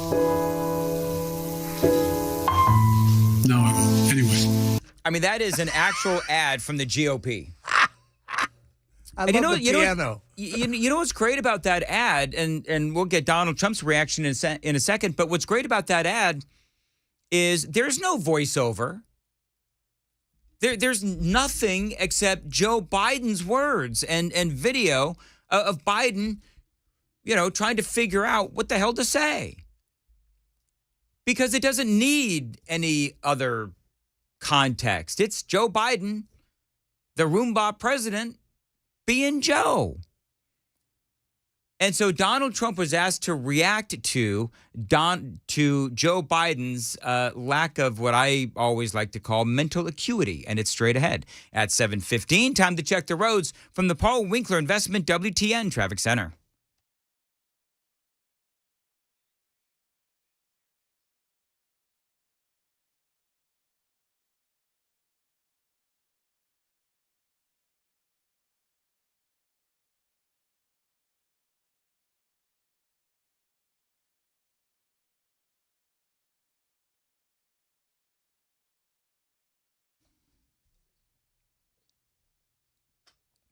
Thank you, Jack. Partly cloudy this morning, sunny by this afternoon, a high of 47 right now, 41 degrees at Super Talk 99.7 WTN, going through some of the relevant audio from Donald Trump and Sean Hannity's town hall last night in Iowa. CNN, of course, running around trying to find people in Iowa who have reservations about voting for Donald Trump again. Of course, they are not reporting all of the polling that shows that Donald Trump and Nikki Haley and Ron DeSantis would clobber Joe Biden if the election were held today. Now, what about the ad from the GOP? I just played it for you, where it is clearly showing a president, Joe Biden, who is, mentally and cognitively in decline. Hannity played the ad that I just played you. This is what Trump said. Cognitively, he's not good. I'm going to play that one more time just to make sure that you heard it. Cognitively, he's not good. That is Donald Trump. Cognitively, Joe Biden is not good. Cognitively, he's not good, but we shouldn't be joking about it. I actually told Sean, you shouldn't joke about it. It's serious. We're dealing with nuclear. We're dealing with By the way, that other is leaders. a true story. You It's true. actually called me and said, it's not funny, because I was joking about it. That's not funny and at all. I said, I thought about it, and I said, you're right. Yeah. I mean, Hannity understands and Trump understands what I've been saying for a long time, which is, and I came to that conclusion where this is not funny. One morning I was getting ready for the radio broadcast, and there were two different stories. There was one where the Roomba president, Joe Biden, couldn't figure out his way off stage, and it's, a laughing matter. But at the same time, you had Vladimir Putin basically threatening America with nukes. And so it was not funny on that moment. And I do understand that when Biden has these issues, there is a certain amount of humor to it. But listen, when we look at what is going on across the world, we've got a lot of issues. And the president has a lot of issues. And as Donald Trump was discussing the cognitive issues of Joe Biden, he started mentioning other dictators around the world, like, for example, Kim Jong-un and Vladimir Putin and some of these other folks who clearly, as the former president said, they are at the top of their game. Our president, not so much. Got to know them all, and they're at the top of their game. Some are bad people, some are decent people. They all have one thing in common. They want what's good for their country, whether it's President Xi of China or Kim Jong-un of North Korea. Any one of them, they're all, including Macron of France. I mean, you can go to any of them. Putin, they're at the top of their game. We have somebody that was never at the top of his game. 25 years ago, he wasn't one of the light bulbs. He wasn't one of the bright ones. It is kind of funny. I didn't pull the audio, but Trump told a funny story about how he and Ted Kennedy were Florida friends way back when. And Trump asked Ted Kennedy, as the story goes, who's the smartest and the not so smart in the Senate. And Trump says that he won't say who it was that Kennedy said was the smartest, because Trump said he doesn't like that person that Kennedy said was the smartest. My bet it was Mitch McConnell. However, he did say that Ted Kennedy said that Joe Biden was the dumbest member of the Senate. And he went on to talk about last night nuclear weapons and how nuclear weapons are a very big problem across the world. And we have a situation where these leaders that were just mentioned, whether it is Xi Jinping or Kim Jong-un or Vladimir Putin, man, they wouldn't think twice about lighting America up. And so this is the threat that we have to deal with today. And we have Joe Biden, who is not so bright. And even when he was fully there cognitively, he, according to Ted Kennedy, and by the way, many others, this is a senator way back at the time where he was famous for bloviating, but saying not so much.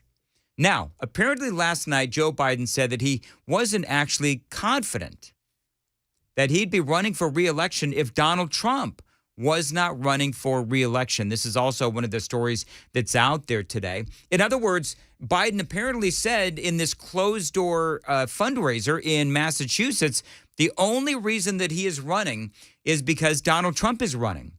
Now, how does that make sense? This is how CNN wrote this story this morning. President Joe Biden told Democratic donors on Tuesday night that he was not confident he would be seeking another term if his predecessor, Donald Trump, wasn't running for the White House. A notably candid assessment, they say, of his re-election rationale as he enters a likely rematch with his 2020 rival. The quote, "If Donald Trump wasn't running, I'm not sure I would be running," he says, saying the Democrats cannot let the former president win. The comment made during a fundraiser at a private home outside of Boston. they say, offered perhaps the starkest rationale to date for Biden's re-election decision-making. And according to sources familiar with the matter, apparently it took senior Biden campaign officials and advisors by surprise. Joe Biden himself appeared to walk back the comments last night. Listen. Would you be running for president if Trump wasn't running? I expect so, but look, he is running, and I have to run. If you drop out, if Trump runs out? No, not now. So basically, if it's hard to hear, it was outside of Air Force One, but the question was, would you be running if Trump wasn't running? And Biden basically, he walked back the comments and said, yes, I would be, and no, I'm not going to drop out, et cetera. So people are now noticing that the president is walking his comments back. Anyway, Donald Trump was asked about all of this last night during the town hall with Sean Hannity. How do you react to that? Well, I think somebody gave him a talking point. They thought that would sound good. You know, I just found out that Democrats are funding Nikki Haley's campaign. I hear that Democrats are contributing to Ron DeSantis's, or Ron DeSanctimonious, to Ron DeSantis's campaign. Oh, there's more. There's a lot more. I've got the rest of that very controversial statement, actually, in conservative circles. Coming up next on Nashville's Morning News on Super Talk 99.7 WTN. That story for you and a whole lot more straight ahead. By the way, the Super Text line is open at 615-737-9986. 722, Ken Weaver, what's coming up in the news at 7:30? One man is in custody after a murder spree spanning 2 cities. We've got new developments in the Georgia election interference case. Then you got to hear what the FBI director told Congress yesterday about threats to our national security in light of the Israel-Hamas war, and university presidents on the hot seat for their response to those pro-Palestinian rallies on campuses. These stories are more at 7:30 on Super Talk 99.7 WTN. Thank you, Ken. And also coming up, one of my absolute favorite stories of the day. I've got the latest on what Trump has to say about Haley and also Ron DeSantis. But I've also got one of my favorite stories of the day as a lawmaker in Washington, D.C. asks, have we lost our minds? Yes, indeed. We have lost our minds, at least as we talk about the Democrats. Details straight ahead on Nashville's Morning News at 7:23. This is for all my listeners who are struggling with hair loss. Now, I'm sure that you've tried all the lotions and the pills and the creams and the potions. With so many options and doctors out there, who are you going to trust? What is really going to grow your hair back? The Advanced FUE from Advanced Hair is an incredible breakthrough. Receding hairline, thinning hair, bald spots, Advanced Hair offers a simple and quick one-day treatment that begins to regrow your own natural hair the very next day. Advanced Hair even guarantees your new hair is going to grow. Now, it does work for both men and women across all ages, and there is no one in hair restoration that I recommend more. So call them today and tell them Dan Mandis told you to reach out for your free consultation. 629-348-HAIR. 629-348-HAIR. If you move forward and mention my name, you're going to get $500 off. 629-348-HAIR. Refine your hairline with the team that has redefined hair restoration. And don't forget to ask about the guarantee. Find them online. It's advancedhair.com.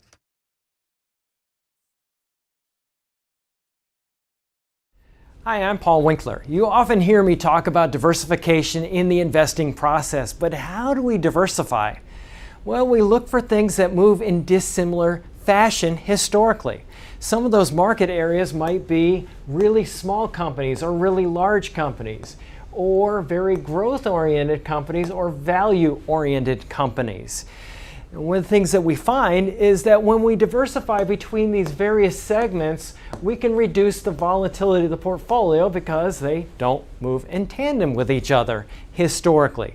Now, we can do that in U.S. markets, we can do that in international markets, and in emerging markets. And when we can dampen that volatility, we can help get ourselves a little bit of a better outcome as far as knowing what we might likely have in the future or how we can take income from our investment portfolio. Now, we also want to add fixed income or bonds to the mix as well.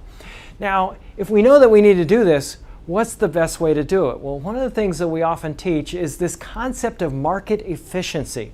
This won the Nobel Prize in economics as well. And it's the idea that if I'm investing in, let's say, small value stocks, if we look at professional managers and their ability to say, hey, should I have this stock or that one, and picking companies or areas of the market, we find that they typically get lower returns than the market does on its own. They just add expense and they can add a lot of volatility. One of the things we want to avoid is anything that can hurt your returns and increase your risk in the investing process. To learn more about our approach to investing and financial planning, go to paulwinkler.com and set up a free 15-minute phone call or call 615-851-1950.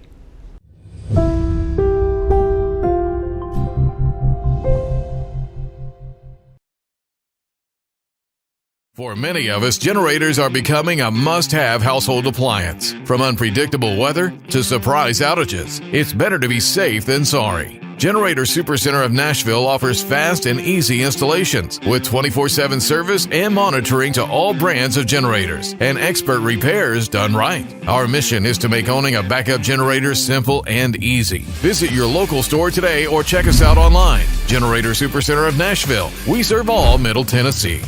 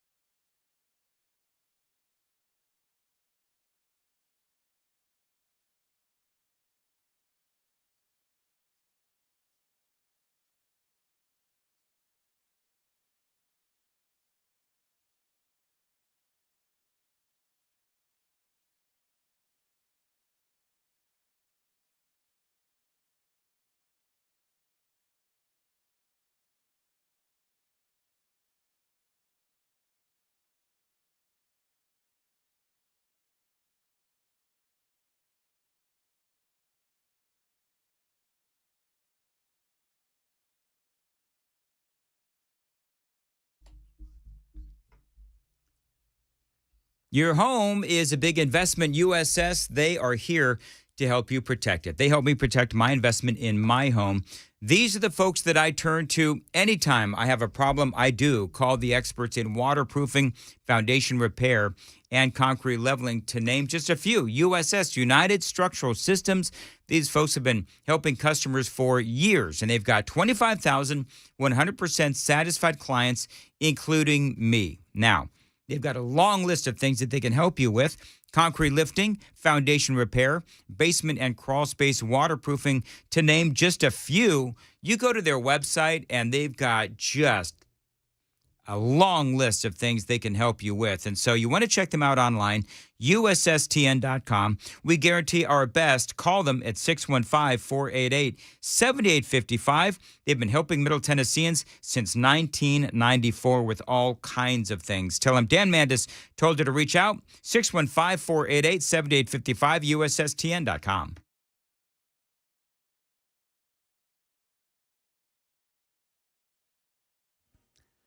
7:30 on the dot. I'm Ken Weaver with your top stories. Full forecast and traffic in 5 minutes. One man is in custody after a murder spree spanning 2 cities. Got a full report in a moment, but first, new developments in the Georgia election interference case. Prosecutors have tapped former Vice President Mike Pence to testify against his old boss.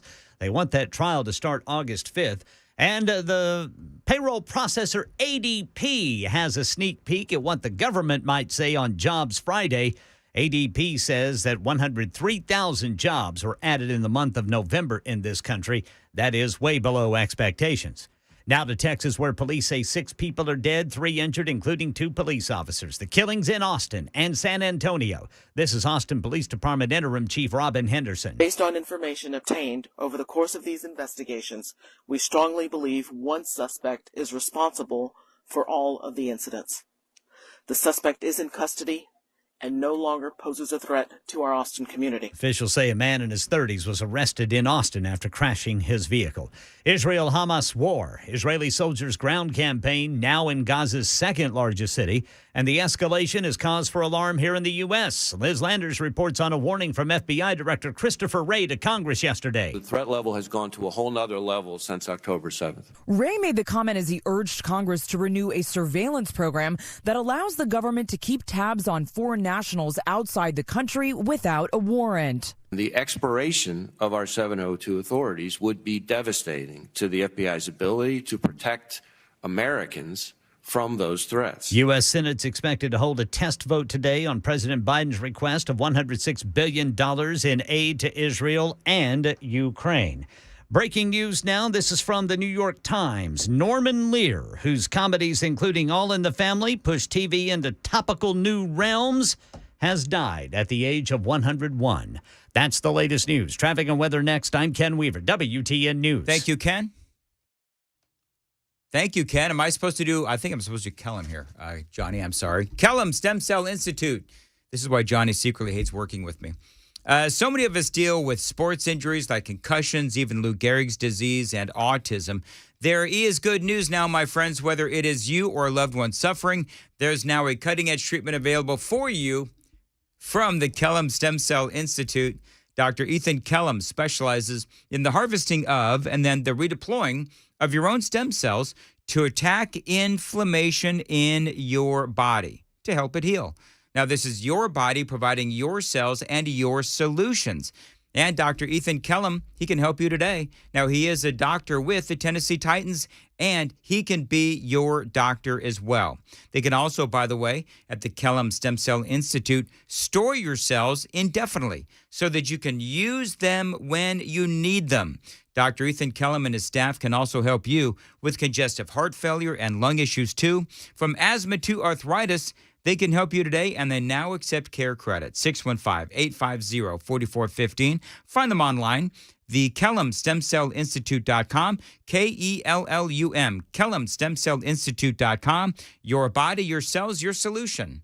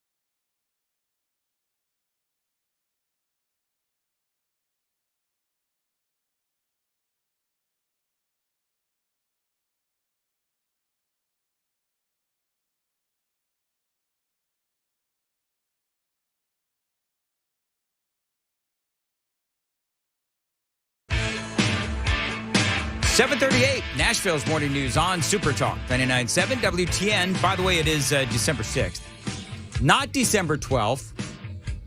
I like to blame the producer, but that is all on me. But listen, if I can identify as, being December 12th, if I can identify that I'm, experiencing December 12th, why can't I do that, huh? Well, you feel like December 12th. It may be the 6th, but because of the person you are, it feels like the 12th. Well, and listen, so it's going to be the 12th for you. Well, here's the thing is I need those extra shopping days. It cannot be December 12th, actually. I'm with you. Moving right along. Okay, so I want to finish this story. It's Donald Trump, and he was going after Ron DeSantis and Nikki Haley. I want to play this for you because it is important. There's some important things that the former president said within this soundbite. He was ultimately responding to the GOP commercial where it is, Roomba Joe, he's confused and so on and so forth. But I want to play this audio bite again because the former president takes out Ron DeSantis and Nikki Haley, and I think it's important to address some of the things that Donald Trump said. How do you react to that? Well, I think somebody gave him a talking point. They thought that would sound good. I just found out that Democrats are funding Nikki Haley's campaign. I hear that Democrats are contributing to Ron DeSantis's, or Ron DeSanctimonious, to Ron DeSantis's campaign. And then you hear the talking points. That's the only thing they're good at, cheating on elections and great talking points. They say, we want to run against Trump. They want to run. Well, we did really well in 2016, and we did so much better in 2020. The person they don't want to run against is us. It's us. It's not me. It's us. So a couple of things. Clearly, Trump refuses to say Ron DeSantis' name. He's calling him Ron DeSanctis or Ron DeSanctimonious. I think can I just be honest? I think at this point, Donald Trump has enough of a lead that he can say the man's name, Ron DeSantis. I'm just going to be honest. It sounds a little childish. I'm just going to be honest. Yeah, but he's going to do Trump. I know Trump's going to be Trump. He has fun with it. Yeah, I know. But I think that at this point, the former president needs to be a little more presidential when it comes to a guy like Ron DeSantis. And well, yeah, but I know that I'm expecting too much, Ken. I know that I'm expecting too much, and I really don't care. I love the way he says, I hear that Democrats are funding their campaign. Yeah, well, actually, but here's the thing, Ken. It's actually true. Well, there's this. Absolutely, it is. I mean, and I bet you that goes both ways. You think some Republicans are funding Joe Biden? Probably. Because they know. What? They know Trump's. Biden, I'm telling you, man. He's already wishy-washy. Yeah, They're already telling him. Ken, finish your thought because it's a good one. Yeah. The Republicans should be funding Joe Biden because, not that they need to, right? But because and I've been saying this for a long time, if Donald Trump is our nominee or Nikki Haley or Ron DeSantis, I want them to run against Joe Biden because dude's a complete and utter train wreck. Yeah. And so now, to me, the reason why this Reid Hoffman, this Democrat mega donor Reid Hoffman, contributed $250,000 to a pro-Nikki Haley super PAC is because they would rather Nikki Haley run against Joe Biden than Donald Trump. And that's the whole point of Trump saying what he said, which is the Democrats are want Nikki Haley to run against, Joe Biden or Gavin Newsom or whoever it is, and not Donald Trump. So here's what's funny. I'm going to save you folks on the super text line the hassle of texting me. I'll go ahead and call out myself. So I just said, I think Donald Trump should say Ron DeSantis and not Ron DeSanctis or whatever it is that he's saying. Mm-hmm. Yet I called Gavin Newsom Gavin Newsom. Yeah, you're not running against him, though. Hypocrite much, Mandis? Because that's going to happen. So I just go ahead and beat you folks to the punch. I love all you people, including the ones I guarantee. People are. I'm not on the super text screen, but I know that the second I go there, I'm going to be getting all kinds of hate. Oh, you're only getting it on the Super Talk. They're saying Democrat Dan. Are they really? Democrat Dan. I'd have just joshing with you, Dan. Listen, here's the thing. I might as well be a Democrat because I screw up everything, including the date. When I said it was December 12th and not December 6th. Anyway, moving right along. It is 7:43. Clearly, I'm not a Democrat if you listen to the show at all, especially today. I'm throwing down the right-wing thunder all morning long. Haven't I? Oh, absolutely. Yes, you have done. Moving right along. Yeah. Just all like right. Thor. It is 7:44 on. By the way, I did mention in the previous conversation about this whole Nikki Haley, Donald Trump, Ron DeSantis thing. One of the things that I will point out, because I know that you folks are going to remind me of this, and so I'll go ahead and do it again. This guy, Reid Hoffman, who dumped that $250,000 in that Nikki Haley super PAC. Apparently, he did once pay a visit to Jeffrey Epstein's private island in the Caribbean in 2014 to raise funds for, they say, MIT, a decision that he later called a mistake and a personal misjudgment. Should Nikki Haley give that money back? Or that Nikki Haley super PAC, should they give that money back? Because that money may have been, ill-gotten gains somehow. I don't know. I'm just asking a question. 7:45, time to check the roads real quick from the Paul Winkler Investment WTN Traffic Center.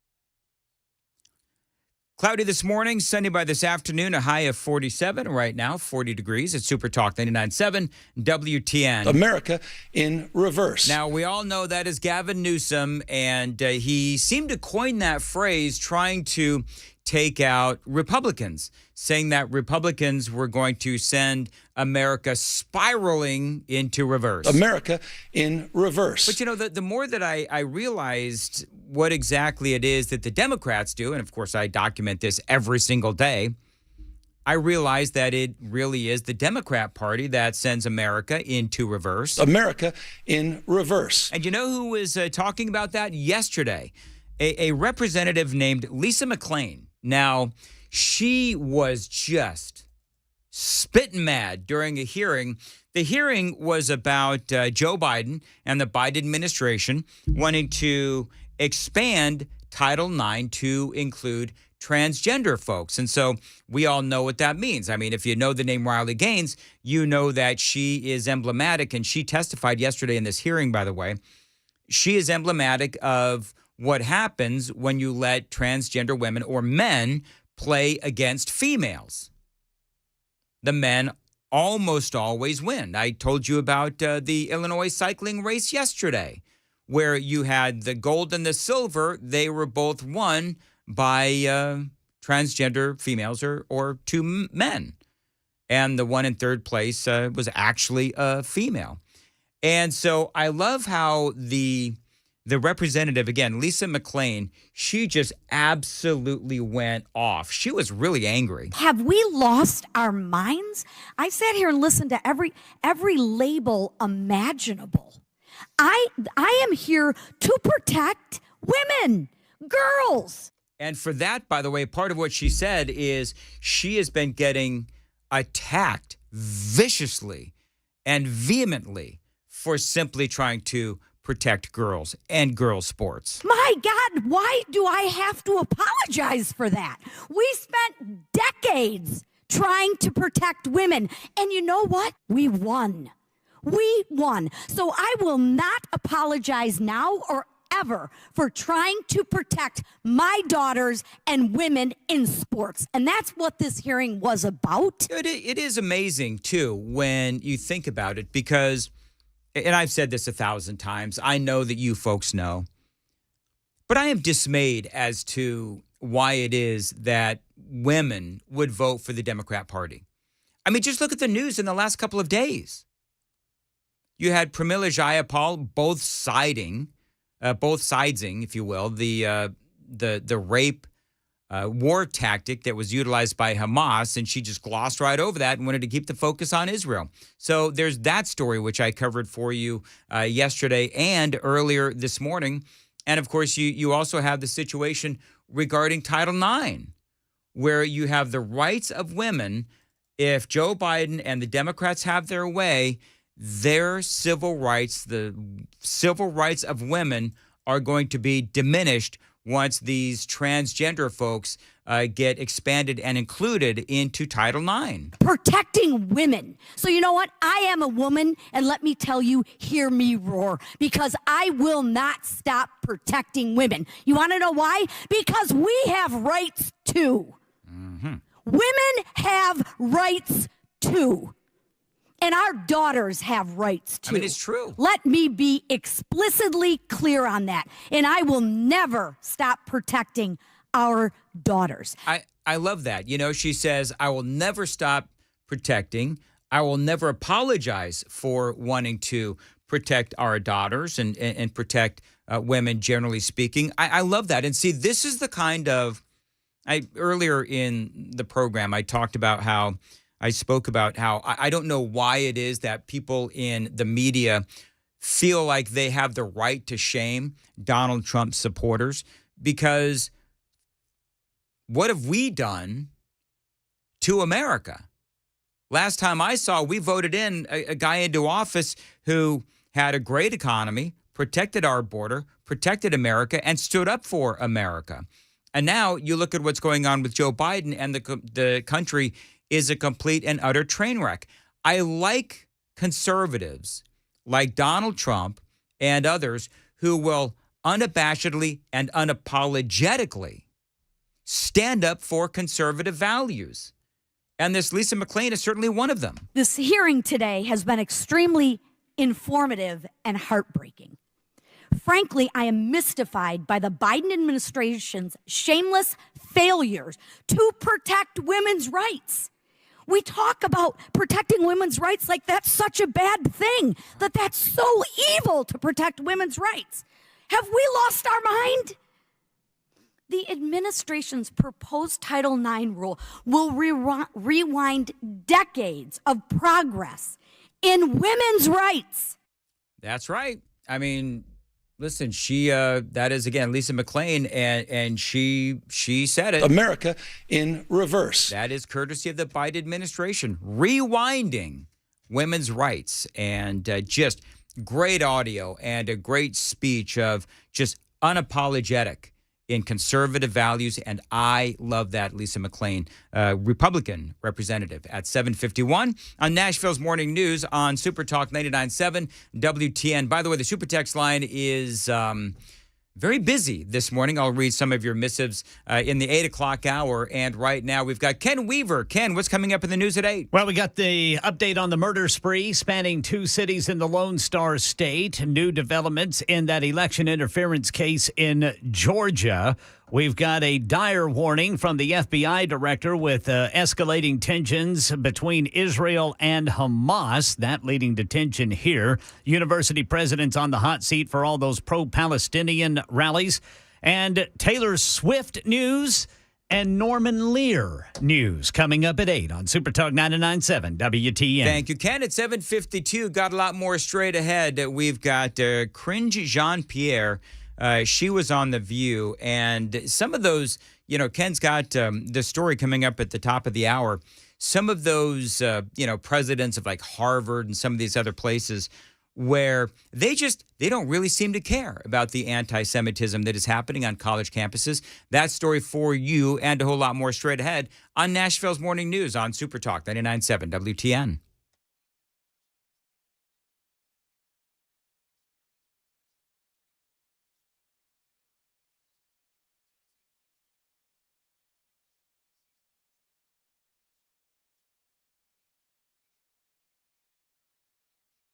society and the way we look at it.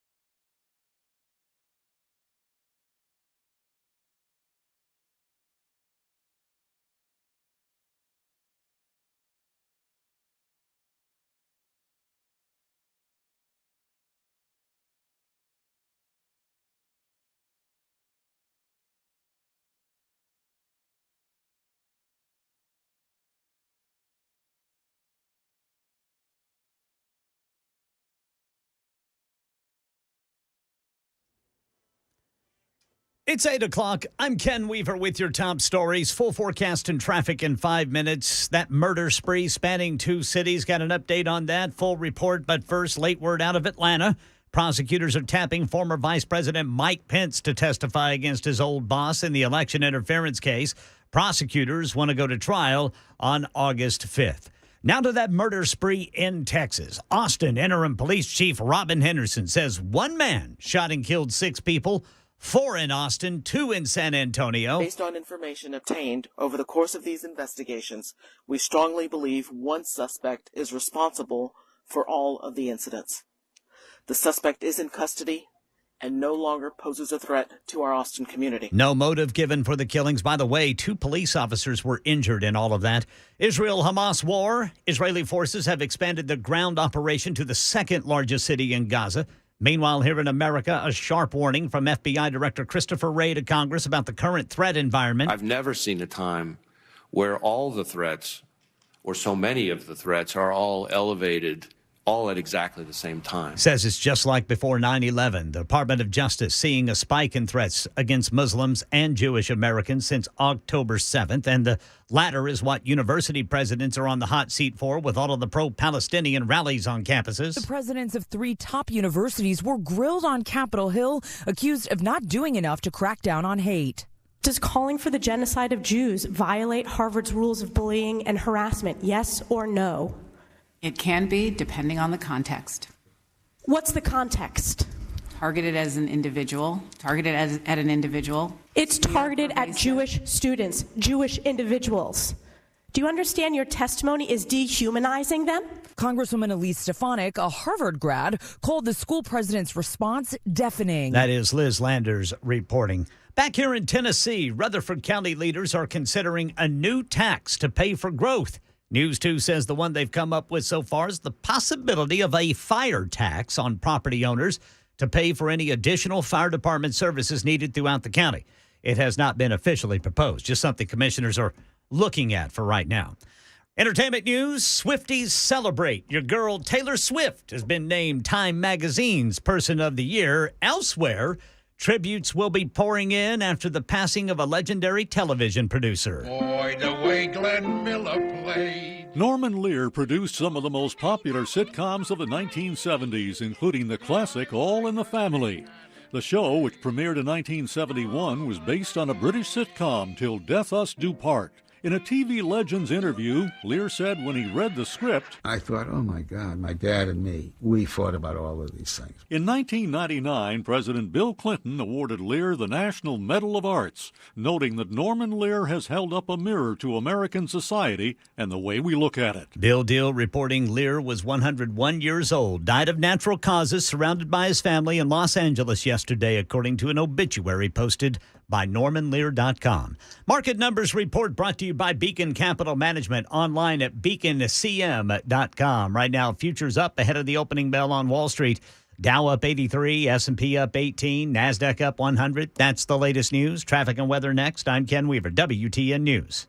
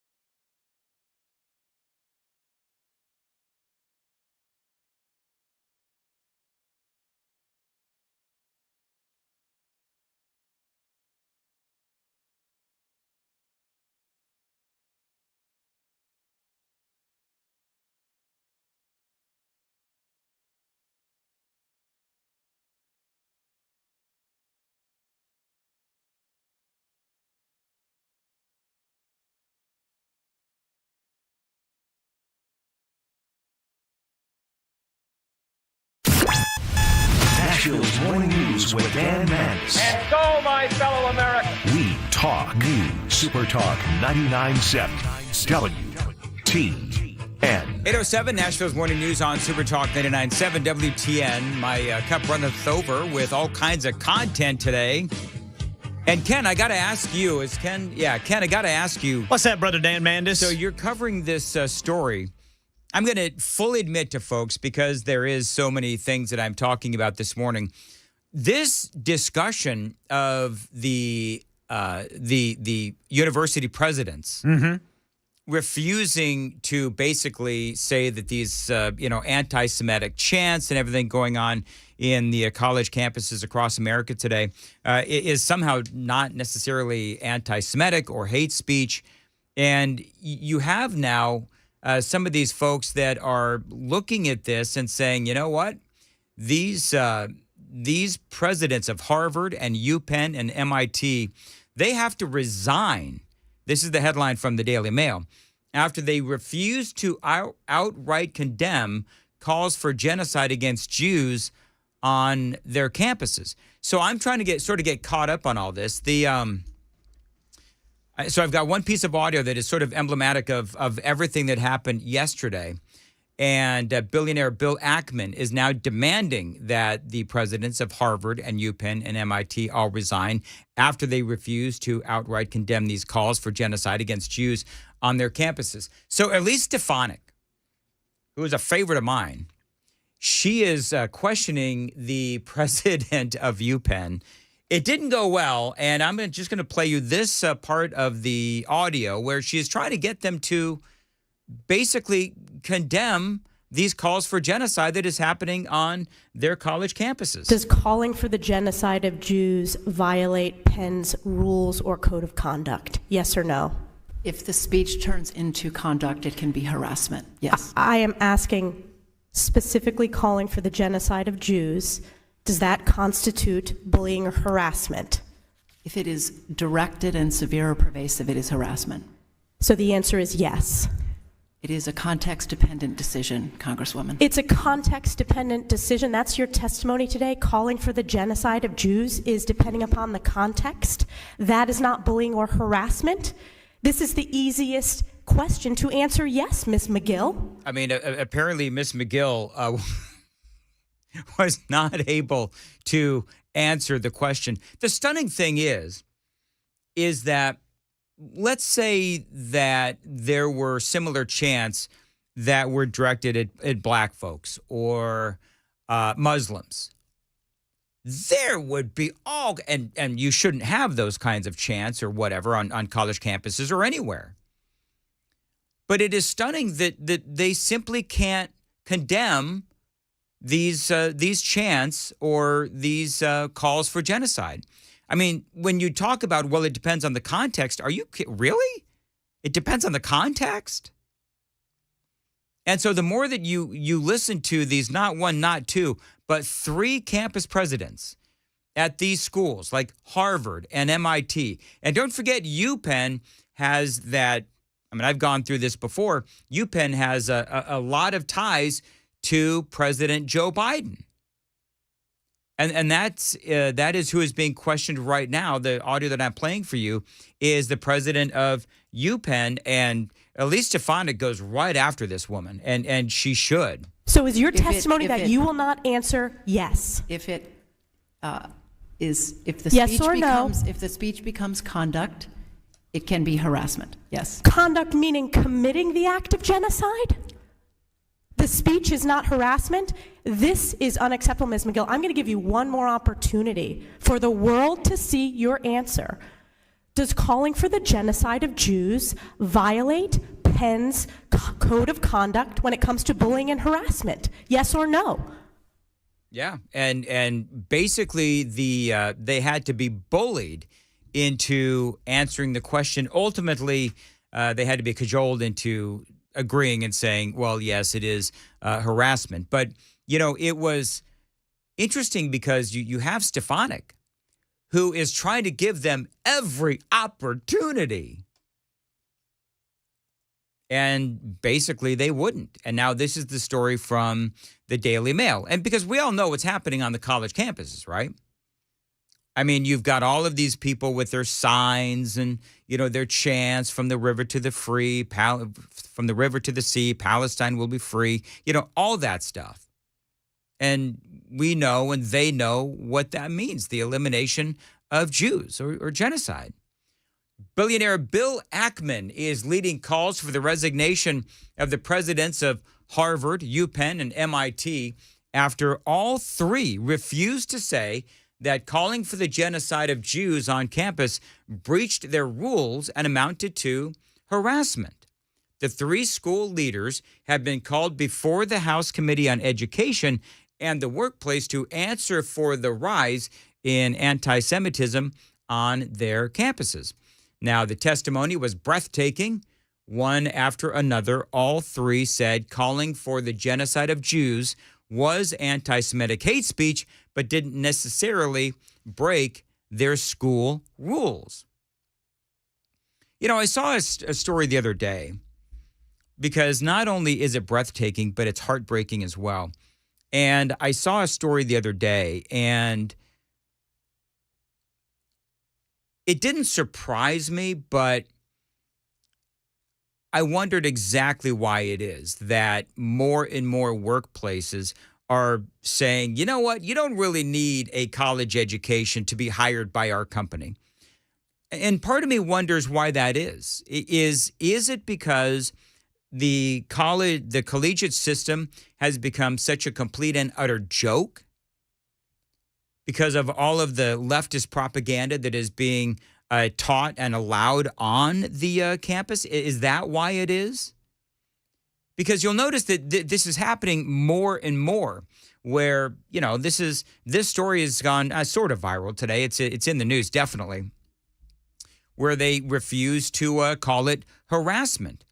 And so as you continue to watch things unfold on these college campuses, where these kinds of protests are happening, these kinds of chants are happening, and the outright intimidation and harassment is happening, and you've got these three presidents of UPenn and Harvard and the rest of these schools, UPenn, Harvard, and MIT, you want your kids going to these schools? And so I do wonder if you're a parent who can afford these kinds of schools and you have a kid that can go to these kinds of schools, they qualify academically for these kinds of schools, would you want your kid going to this kind of school? And so in the next couple of years, it's going to be fascinating to watch whether or not the rates of kids wanting to go to those schools and parents willing to pay the money to go to those schools for their kids to go to those schools. I wonder if that's going to go down. Will attendance rates and applications to these moronic schools, will they go down? Will more and more parents stand up and say, my kids will not attend these piece of crap schools? Because to me, that's what they are. They're piece of crap schools. Now, I do understand that a quality education, and I'm air quoting that, a quality education can be had most certainly at MIT and UPenn and Harvard. And I understand that. But, part of me is thinking, man, at what cost? Because along with that quality education, look at the other things that are happening at these schools. And I do understand about free speech. Please understand that I do get it. I make my living out of free speech, so I do understand. But at the same time, when you have scores of students across the country at these schools chanting these anti-Semitic chants, calling for the annihilation of Israel and of Jews, and the presidents of Harvard and UPenn and MIT refuse to condemn it and refuse to say whether or not that's harassment and so forth, I think the question does have to be asked, at what cost? And I think that there is a reason why in the next couple of years, I think it's already happening, but why I believe that you will see the number of people wanting to go to these schools I believe that it's going to decline, but we'll have to wait and see what happens. It is 8:17, running a little late. Time to check the roads from the Paul Winkler Investment WTN Traffic Center.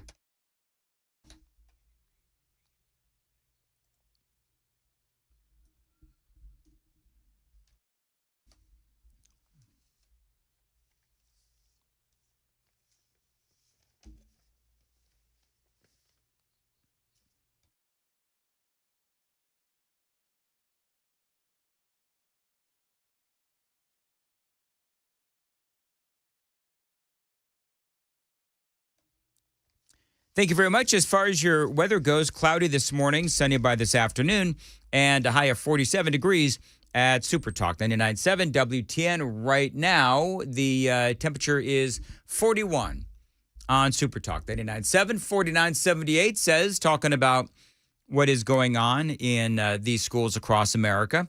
Isn't it hate speech? Well, it does seem to me like if it was hate speech, it does seem like, I mean, when you're calling for the genocide of, you know, an entire group of people, then, yeah, I think that'd be called hate speech, wouldn't it?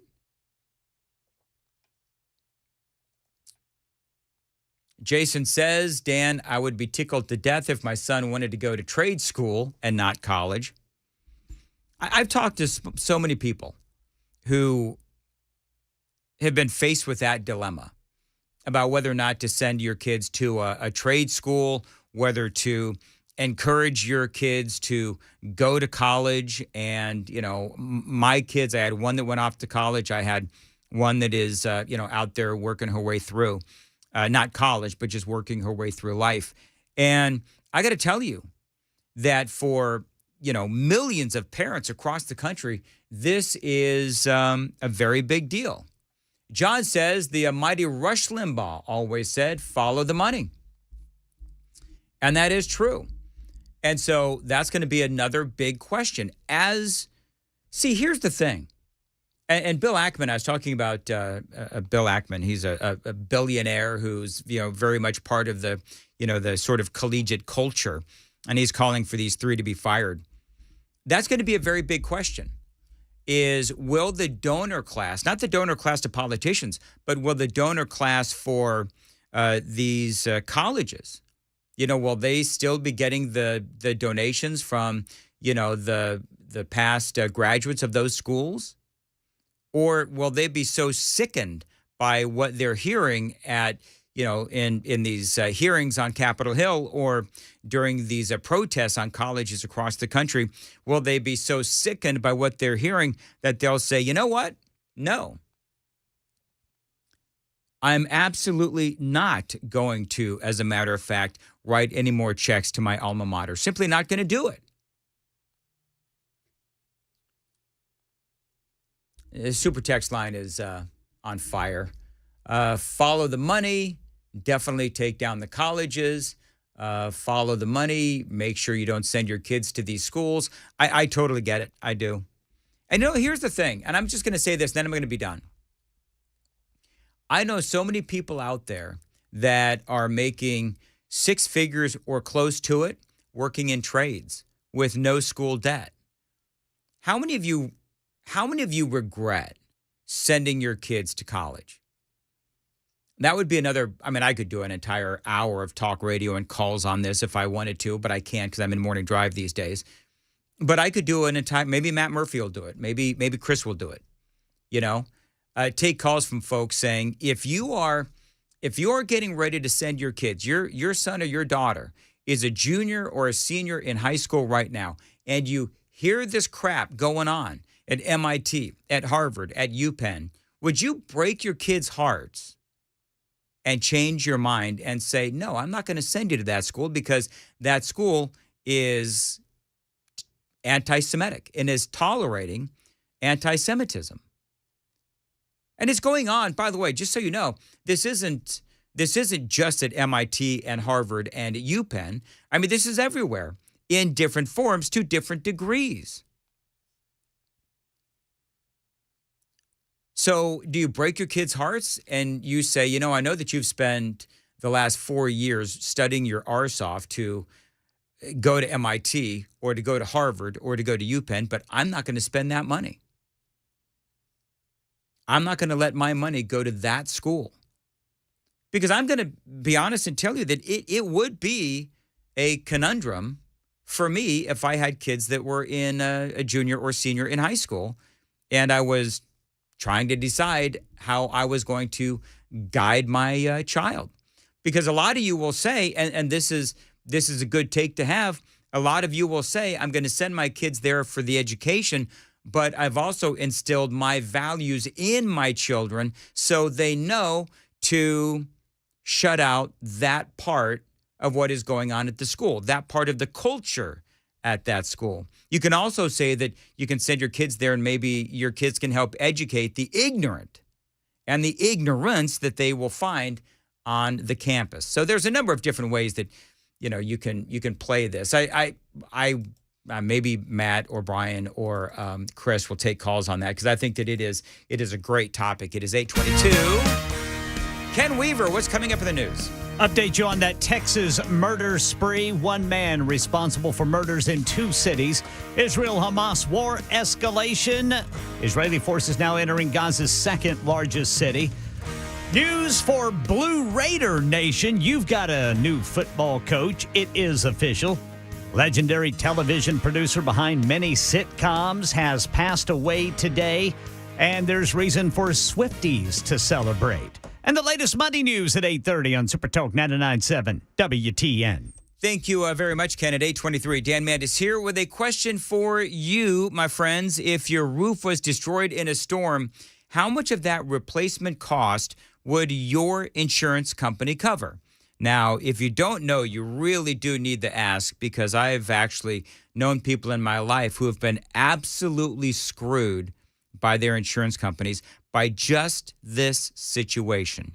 Because some insurance companies, they refuse to pay full replacement cost. They'll deduct money for an older roof. Now, this means that the insurance company will depreciate how much they pay for your roof claim. That could leave you on the hook for thousands of dollars. Now, my friends at King & Associates Insurance, they will pay full replacement cost. So whether you have to replace a 20-year-old roof or a 2-year-old roof, they're going to pay for it to be replaced, period.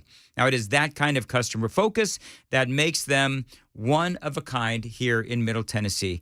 King & Associates Insurance. Call them. Tell them Dan Mandis told you to reach out. 615-329-8121. 615-329-8121. Protect yourself and your roof with King & Associates Insurance. Find them online at tkinginsurance.com.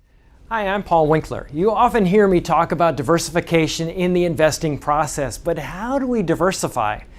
Well, we look for things that move in dissimilar fashion historically. Some of those market areas might be really small companies or really large companies, or very growth-oriented companies or value-oriented companies.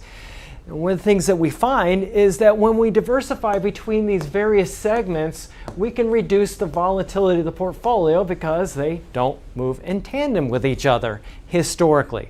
Now, we can do that in U.S. markets, we can do that in international markets, and in emerging markets. And when we can dampen that volatility, we can help get ourselves a little bit of a better outcome as far as knowing what we might likely have in the future or how we can take income from our investment portfolio. Now, we also want to add fixed income or bonds to the mix as well. Now, if we know that we need to do this, what's the best way to do it? Well, one of the things that we often teach is this concept of market efficiency.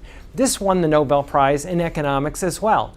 And it's the idea that if I'm investing in, let's say, small value stocks, if we look at professional managers and their ability to say, hey, should I have this stock or that one, and picking companies or areas of the market, we find that they typically get lower returns than the market does on its own. They just add expense and they can add a lot of volatility. One of the things we want to avoid is anything that can hurt your returns and increase your risk in the investing process. To learn more about our approach to investing and financial planning, go to paulwinkler.com and set up a free 15-minute phone call or call 615-851-1950.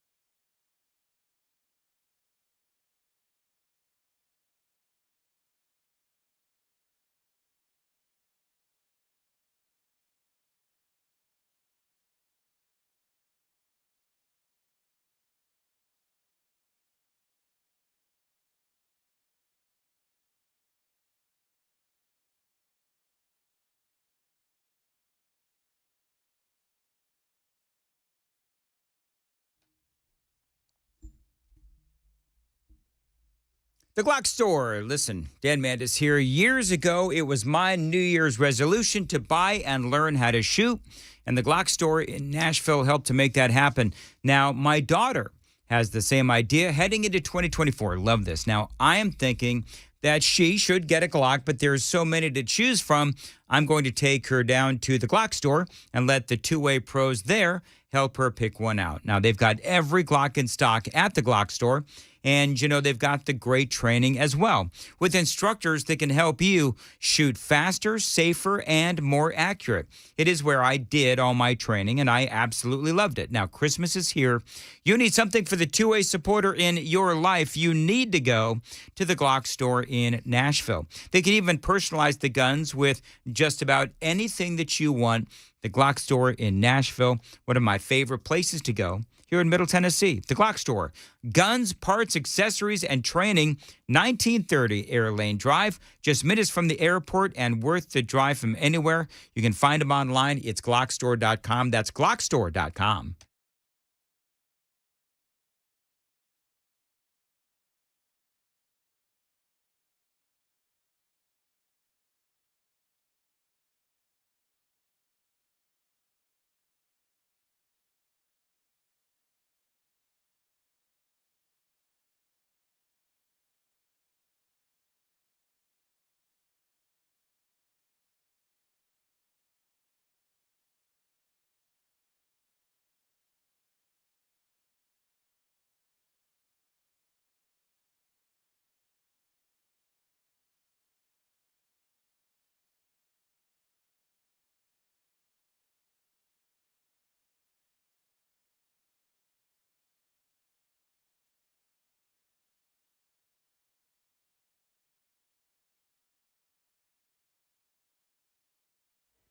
It's 8:30 on the dot. I'm Ken Weaver with your top stories. Full forecast and traffic in 5 minutes. That Texas murder spree, we still don't know the motive behind police saying one man shooting and killing 6 people and injuring 3 others yesterday. The injured include 2 police officers in Austin and San Antonio. Israel-Hamas war escalating with Israeli forces now entering Gaza's second largest city. And here in America, FBI Director Christopher Wray telling Congress he is seeing a new level of threats to our national security. Right now in Tennessee, Blue Raider Nation, you have a new football coach. MTSU making it official this morning, announcing Derek Mason has been hired. Entertainment news, legendary television producer behind many hit sitcoms has passed away. Remember this one? When I was born, my body was blessed by Mother Nature, honey. And as you got older, it was cursed by Father Time. Red Fox and LaWanda Page on Sanford & Son. Norman Lear died yesterday at the age of 101 of natural causes. Swifties are celebrating. Your girl Taylor Swift is this year's Time Magazine Person of the Year.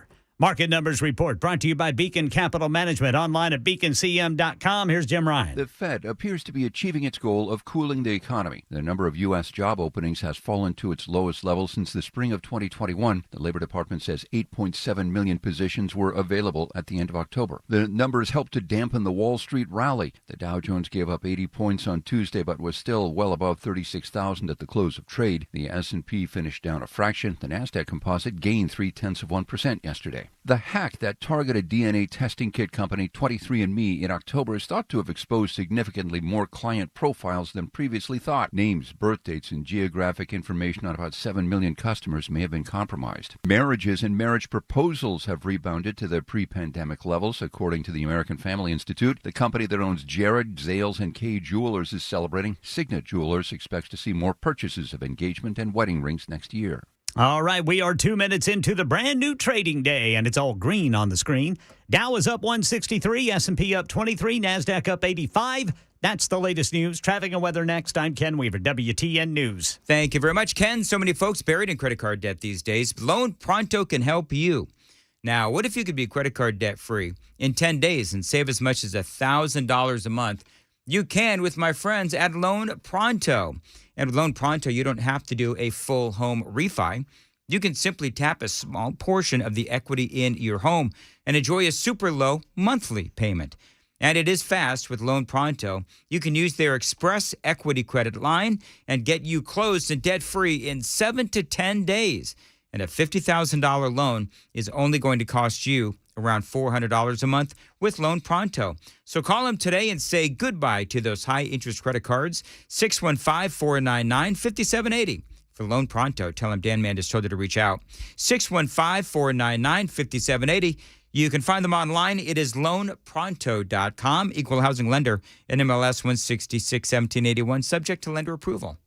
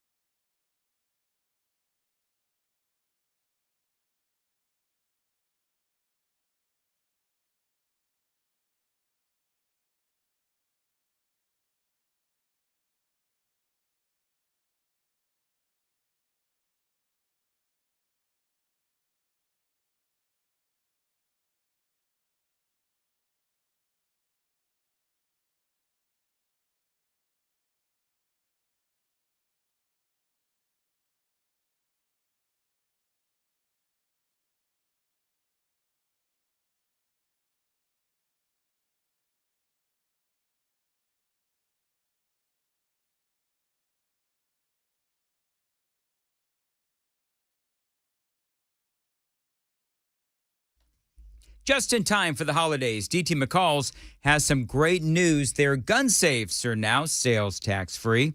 It is also hunting season, so you're going to go hunting, right? But when you're home, those guns do need to be locked up in that tax-free gun safe from my friends at DT McCall's. They are Tennessee's largest Liberty gun safe dealer. They also offer free delivery and setup as well. You know, these other places are going to charge you up to $500 for delivery and setup, depending on size, but not at DT McCall's. They deliver and set up for free. And you can use your gun safe to keep anything safe. Valuables, cash, jewelry, documents, wills, deeds, and car titles. Whatever you need to store, you can with a gun safe from DT McCall's. Save some big bucks on your gun safe when you shop at DT McCall's. Their gun safes are now sales tax free. You can find out more details online at their website, dtmccalls.com.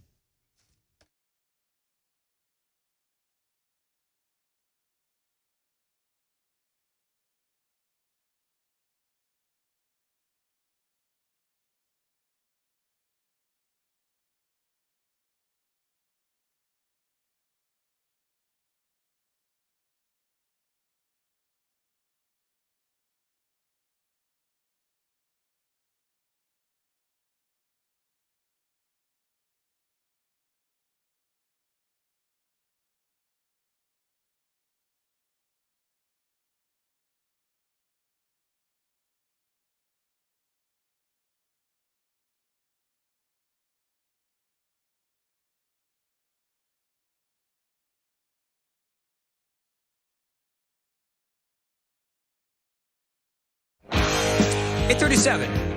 Nashville's Morning News on Super Talk 99.7 WTN. Time for the Gang of Four Amigos. Chris Hand is here. Good morning, Chris. Hey, good morning. Johnny B's here. Johnny, good morning to you. Good morning, guys. And Ken Weaver is here as well. Good morning, boys. Yeah. So it would appear that I need an advent calendar. Is that what they call them? Because I shanked the, I don't know if you heard, Chris, on your way in. But yours truly, I identified as someone that was living on December 12th. Oh. As opposed to December 6th. In fact, Chris, you may want to get him in a calendar. Well, I don't know if you guys know this, but you can't find advent calendars anymore. They're gone. I didn't know that. I don't even really know what an advent calendar is. Amy tried to explain to me what one was, and I was like, huh? Well, that may explain why this happened. You know, the best part about that is that I didn't even know what the hell the day it was. Well, you It's sound so Wednesday. confident. Listen to you. Happy birthday. Happy birthday. You know, Johnny and I were talking off the air. Johnny said nothing will ever top when I came on, and I was going to say happy Monday, but I said happy birthday. Yeah.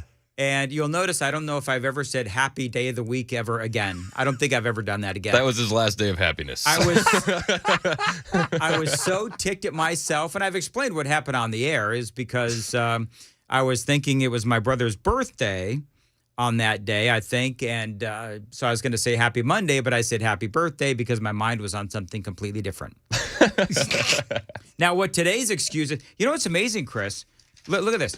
I even said on my note, December 12th.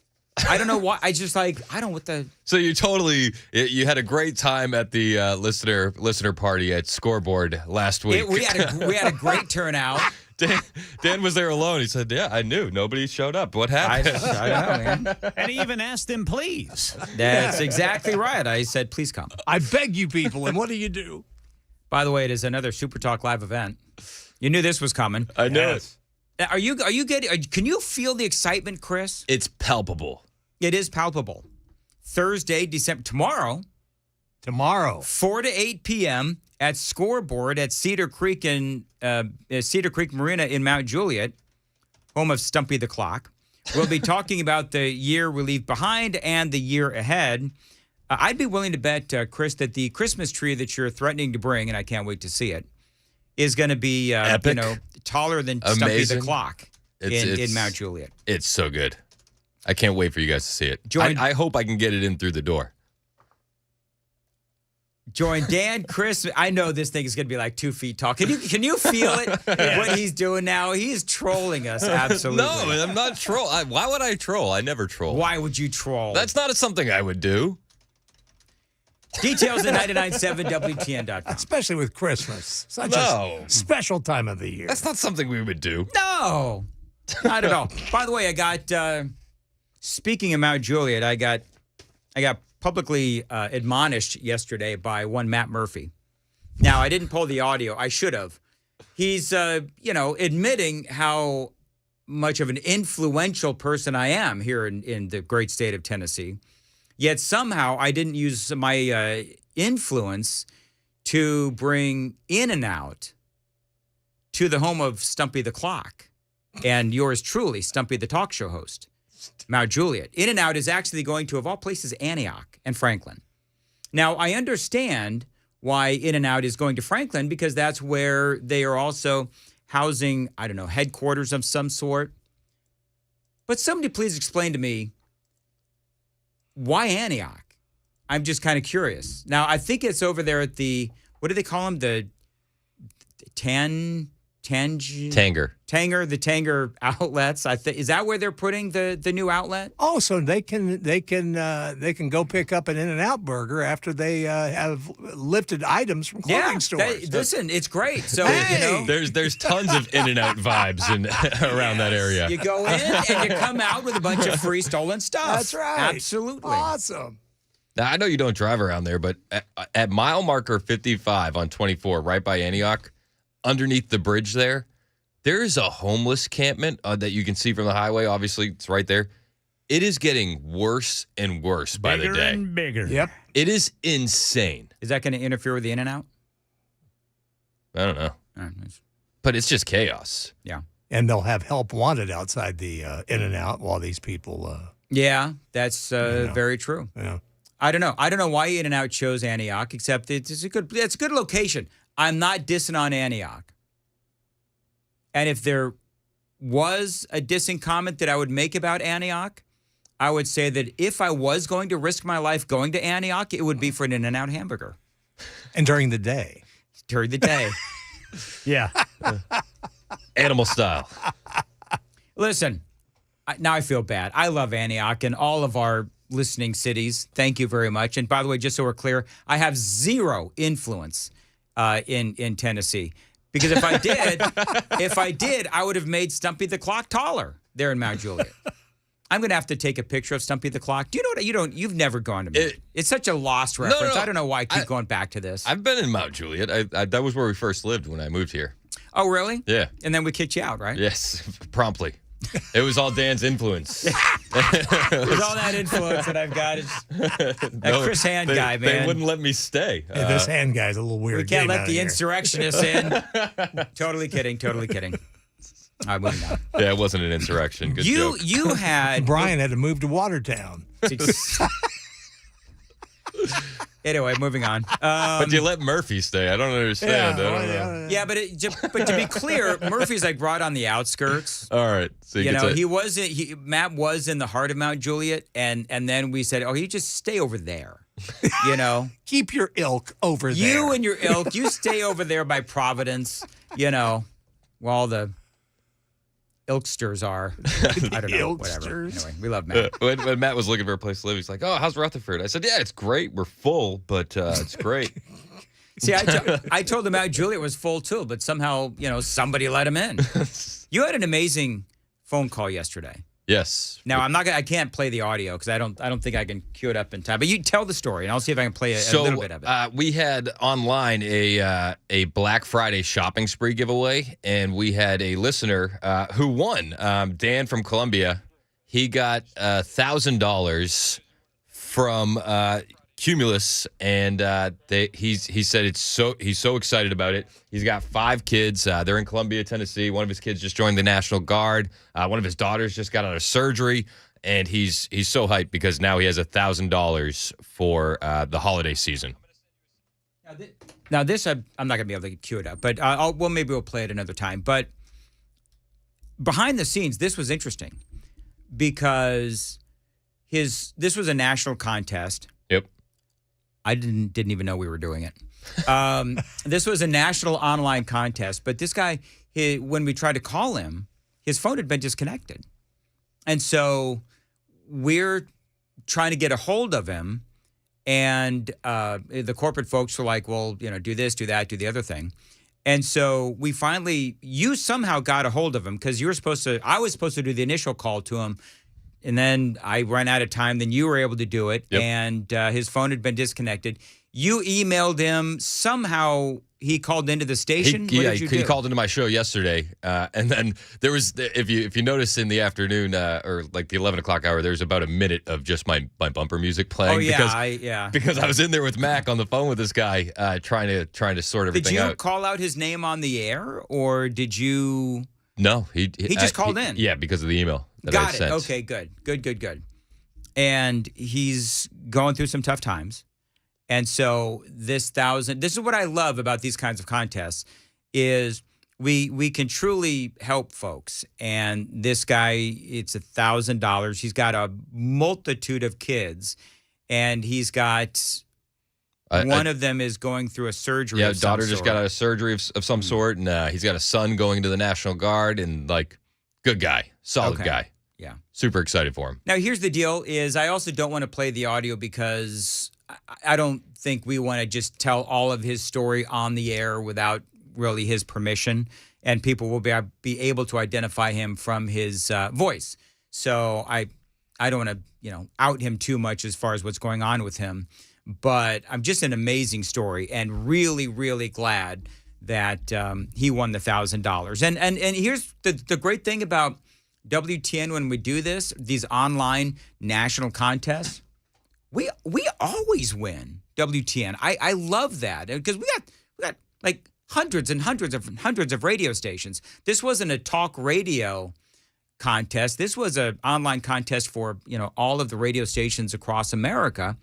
And once again, one of our passionate listeners won, and among others. And so it's great. So we've had a good few weeks of feel good vibes around here between our radiothon, Toy Field yesterday, and now this, and then Friday I'm going to be doing that coat drive at Columbia Sportswear in Brentwood. You know what? If I give you a coat, will you donate it? Absolutely. I've actually got a coat. This is so funny. So I wore a coat yesterday, and I realized how absolutely terrible that I look in it. I'm just going to give it to you. I look. But to be clear, it's not the coat's fault. No. Yeah, I sure it'll look good on somebody else. I was wearing it last night or yesterday at the Nissan Stadium at this thing, and I was like, oh my God, this thing looks terrible on me.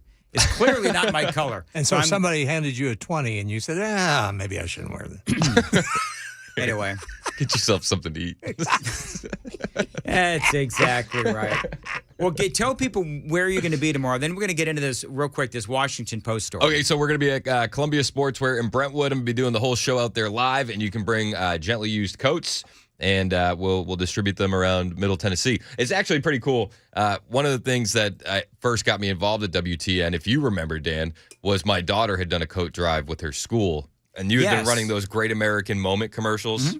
Mm-hmm. And me being a radio guy, I wanted to give her a little bit of a bump up. That was the first time Chris Hand and I ever met. Was his daughter was doing this great thing. I turned it into a Great American Moment, and then, you know, had I known it was a plot to get him on the air, I would have seen right through it. I play the long game, Mandis. Man, you do play the long game. That's what we call a sleeper cell. If you could somehow manipulate In and Out to come to Mount Juliet, you know, home of Stumpy the Clock, that would be great. I'm working on it. All right, so set up this Washington Post thing. All right, so there's a video going viral. Apparently, the Washington Post writers are going on strike tomorrow, and they're asking that nobody read the Washington Post tomorrow. Not a problem. Well, I don't always go to the Washington Post. I do when they're publishing liberal garbage because I like to rip it apart. Yeah. But tomorrow's show is going to be very much dedicated to the Washington Post because they're asking us not to read it because they want a new contract. So I'm encouraging everyone to sign up for Washington Post memberships tomorrow. So that way these writers are out of business. That would be funny, actually. Everybody should go read it. But they have this viral video that's going around, and they just want a living wage, Dan. Is that what it is? That's what they want. All right. Well, I have risked my life on the front lines of war. I've covered an insurrection, a global pandemic, historic racial justice protests, climate change, and gun violence in America. I work hard to make sure you know exactly what's going on in our DC community. To hold powerful institutions to account. And to bring you the latest visuals from around the globe. And I'm worth a fair and transparent pay process. I'm worth a living wage. I'm worth raises that keep up with inflation. I'm worth equal pay to my colleagues, regardless of my race or gender. I'm worth job protections that value my years of service. We've been in contract negotiations for 18 months. And our bosses have refused to bargain in good faith. They have failed to offer us a fair deal that keeps pace with the economy and our competitors. So on Thursday, I'm walking off the job. I am walking off the job. For 24 hours. With hundreds of my Washington Post colleagues. Because we're worth more. Worth more than what the company is offering. If you love Washington Post journalism and the people who make it, you can support us by sending a letter to our publisher through the link in our caption or our bio. And respecting our picket line by avoiding Washington Post journalism during our 24-hour walkout. Thank you. Thank you. Thank you for standing with Washington Post employees. No. Thank you for shutting the hell up. Cry me a river. Really? Go get another job if you don't like what you're doing. That's what I was going to... Okay, but so... they covered an insurrection. And we face danger every day like global warming. You know what? Grief. That right there, that explains everything. There's more. You know who has a dangerous job in Washington, D.C.? Uber drivers and cops. Yeah. And Tim Burchett whenever Kevin McCarthy's around. Yeah. Right. Well, and Kevin McCarthy, because he's not used to how we handle our business in East Tennessee. Right. We don't handle things that way. That's not how you know we what? do So, Chris, I think you're right. I think tomorrow has to be an all Washington Post content day. We have to do all the Washington Post contests. And you know what? I think we should stand with these guys. I think that we should encourage them to stretch this out as long as it takes. Absolutely. That is exactly I don't know what. if 24 hours doesn't get it done. Let's go 48. If that doesn't work, 72.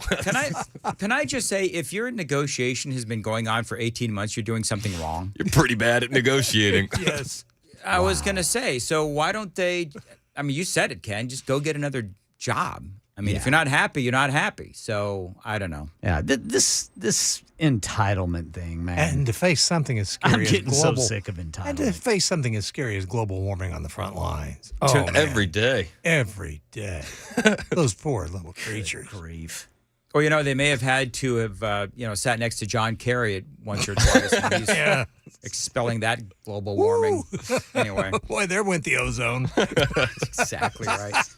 All right, Chris, what's coming up after the news at 9? All right, so after the news at 9, we have Trump Town Hall. Nikki Haley, once again, with some wild comments trying to end her presidential campaign. Plus, we have all the stuff from the FBI Director Christopher Wray testifying before the Senate Judiciary Committee.